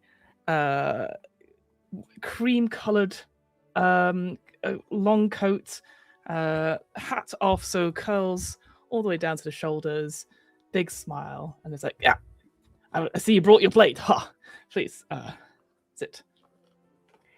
You like candles, don't you? It's ambiance, Dottie. I've talked about this. It's a way to get the light in the room. You must. I just never met a pirate who's into candle. It's just great. It's nice. Yeah. It's that smell. It's sandalwood. It's very, very good. Sandally. Now, Dottie. Can I call you Dorothy? No. Right? No. Thought so. Dottie it is. Look, I ever since, well, you stormed my ship, I have been thinking a lot. And I've been thinking about where I wish to go in life and what I want to do. And there's a big, I think our navigator calls it serendipity. Yes, it's when you're trying to bring things into the world, and then the universe goes, "Yes, here you are." And I have been thinking, my quest to become a legendary pirate of the high seas. Yes. Well, you may have mentioned something along those lines. Yes, and I know, as you said, I have a different route to it compared to yourself and the other pirate lords and captains and associates of the Guild of Pirates. But I thought to myself, well, maybe what would help me get along with my career is not being one pirate, but maybe being two pirates. Split personality. No. Secret identity. No. Yes, 100% actually, because what you can do is they never need to know that it's the same ship, right? So you're like, yeah, I'm a pirate, and then you're like, oh, I'm just a merchant. I just want to trade with you. No. If you keep your true identity hidden, no one knows who is and isn't. Sure. A pirate, I guess, because you could have a whole nother life, and you could be sailing around. If anyone sees you when you're in pirate mode, kill them. Everyone, no survivors, right? So no survivors, no witnesses. No one ever links the you that is the pirates who come back with the you that has this whole cover story. Maybe Dotty. This is freaking genius. No, Dotty, it's not a second Genius. identity. It's not a second identity, Dotty. No. It's something more, some would say more mundane than that. And Captain Shoot gets up, goes to a drawer, opens it, pulls out his concertina. He turns around and he goes, Dotty, I know you are an incredible, amazing, independent woman.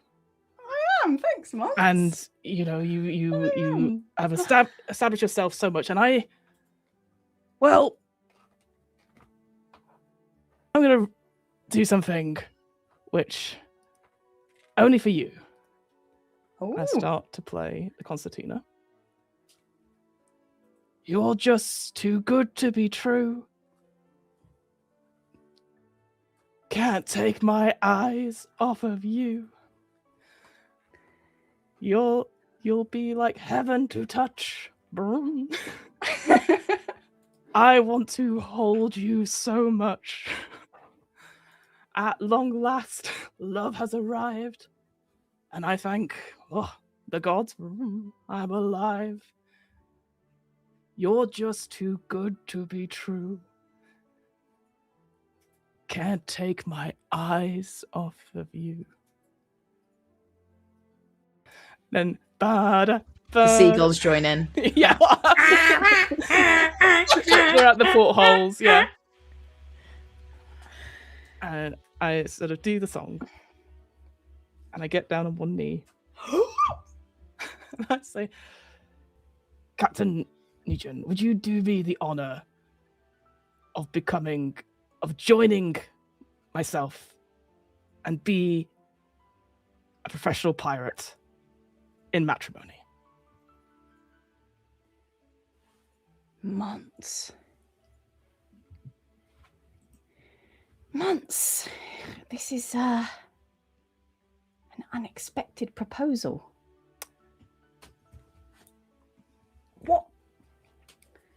What exactly is the deal here? Well, if you would care to oblige, we would join forces. A marriage of ships, a marriage between you and me, and we will conquer the island together. There's an island, and I can't do it alone. And Dotty, I was always fond of our little chats, and I think, whilst there is plenty of fish in the sea, I think you are my whale. Sounds very Sounds a bit businesslike. I mean, no, I mean, well, no, I think you're incredible, Dottie. Like the way you came in and you've had me floored. Gosh, well, no, I would love more of that. Like you, Months. I understand now. It's like I think something suddenly become clear to me. It has? Yeah. I think I finally know. You do? I think I know. Yes. Well, I've heard that they call you Captain Boxy. What? Months! Months! That is the greatest thing I've ever heard! Oh! Months, the song! The song! It was ours. Did you write that? Months, did you write it? No, Months, did you write me a song? Well, it was in my little poetry book. Poetry? Why didn't I get poetry? I'd have loved poetry. Months, you are. Did you know you're a hoot? I am. This is a wonderful evening. Afternoon, lunchtime, whatever time it is. This is wonderful. If you need time to consider, that sounds like you have a lot going on. Months, I can't breathe. You can't do this. Oh, maybe some wine, perhaps. She collapses on the floor. Oh gosh, I instantly go to her. I go to her aid. Oh no, please. She laughs harder at this. Gosh. I think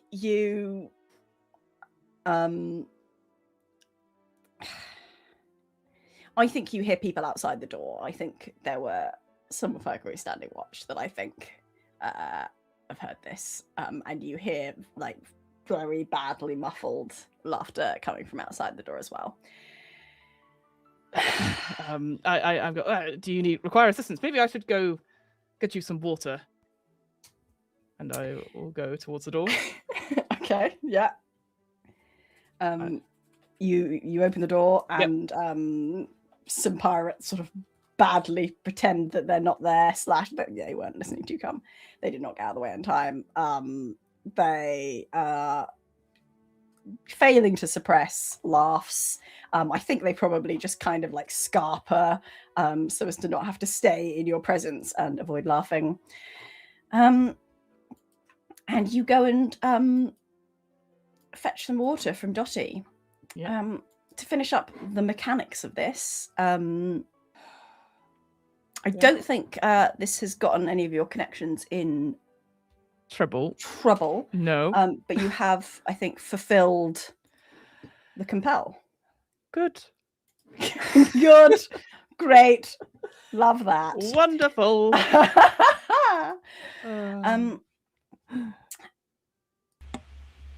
I think, is there anything else before we wrap up that anyone would like us to end on here? No. In that case, I think that Dottie eventually recovers her composure. I think that by the time that she and her crew return to their ship, it's hard to see their ship. The fog is thick. And as they disappear into it, you can hear the sort of muffled sounds of their laughter coming across the sea, but it just quickly fades away. And you are alone and see nothing. And as you are sailing on, away from Dottie, away from anything, as far as you know, there's nothing in this area. you hear from somewhere a whistle. And that is where we will end. Not a whistle. Session. Oh no, the storm! The storm! Oh, no! Ah! Oh, yay! Whew. And with I that, don't think I have ever taken so much emotional damage doing any kind of tabletop game ever as I did during that scene. The second-hand cringe was so real. all lose all of your embarrassment points. You're on embarrassment death saves by now. Everyone. I will say, so my partner is home today, so of course I have the extra second-hand embarrassment of him listening in, and he just texts me saying, "You can't call a woman a whale." Correct. He's absolutely right. So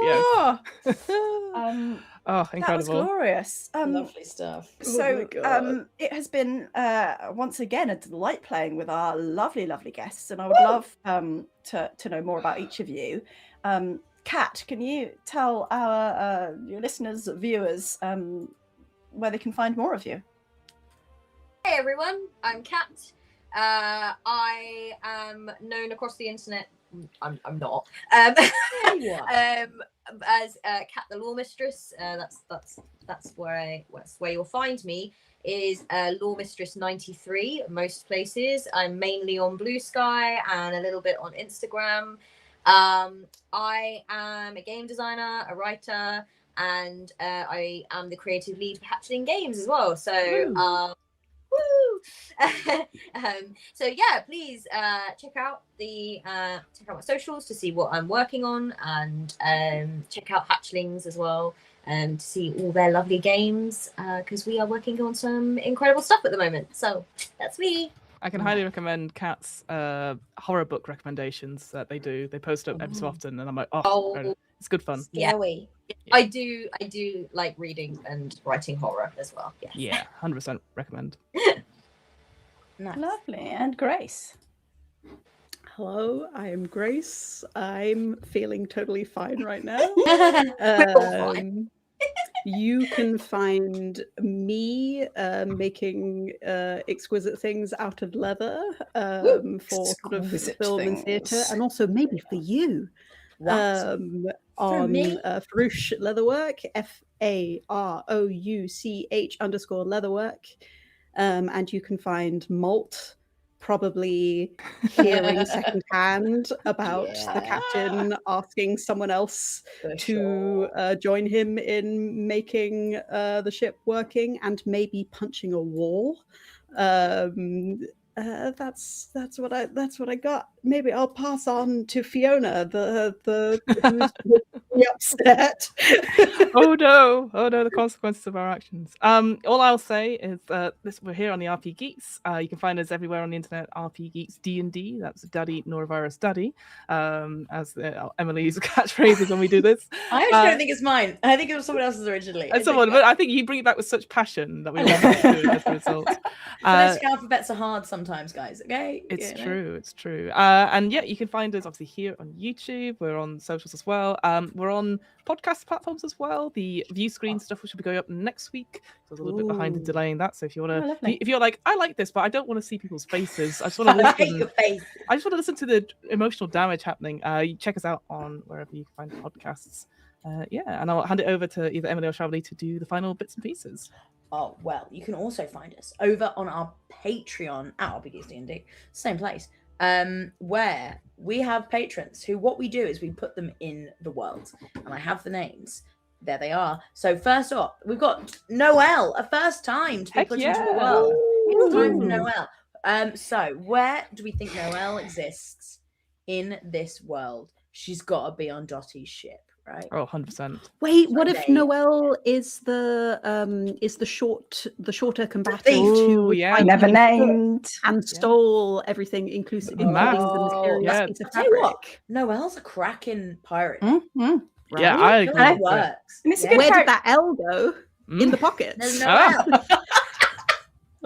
Noelle, was very good. Monday. Very good, very good. Noelle, you need to remember where you found that thing, and you need to tell Marnie pretty Straight away. even though you've gone now. But yes, lovely, great, an absolute into the center of the story for your Yeah, first outing. Good Noelle. character, I think. Congratulations. And then finally we have Emma Morrison. Yeah.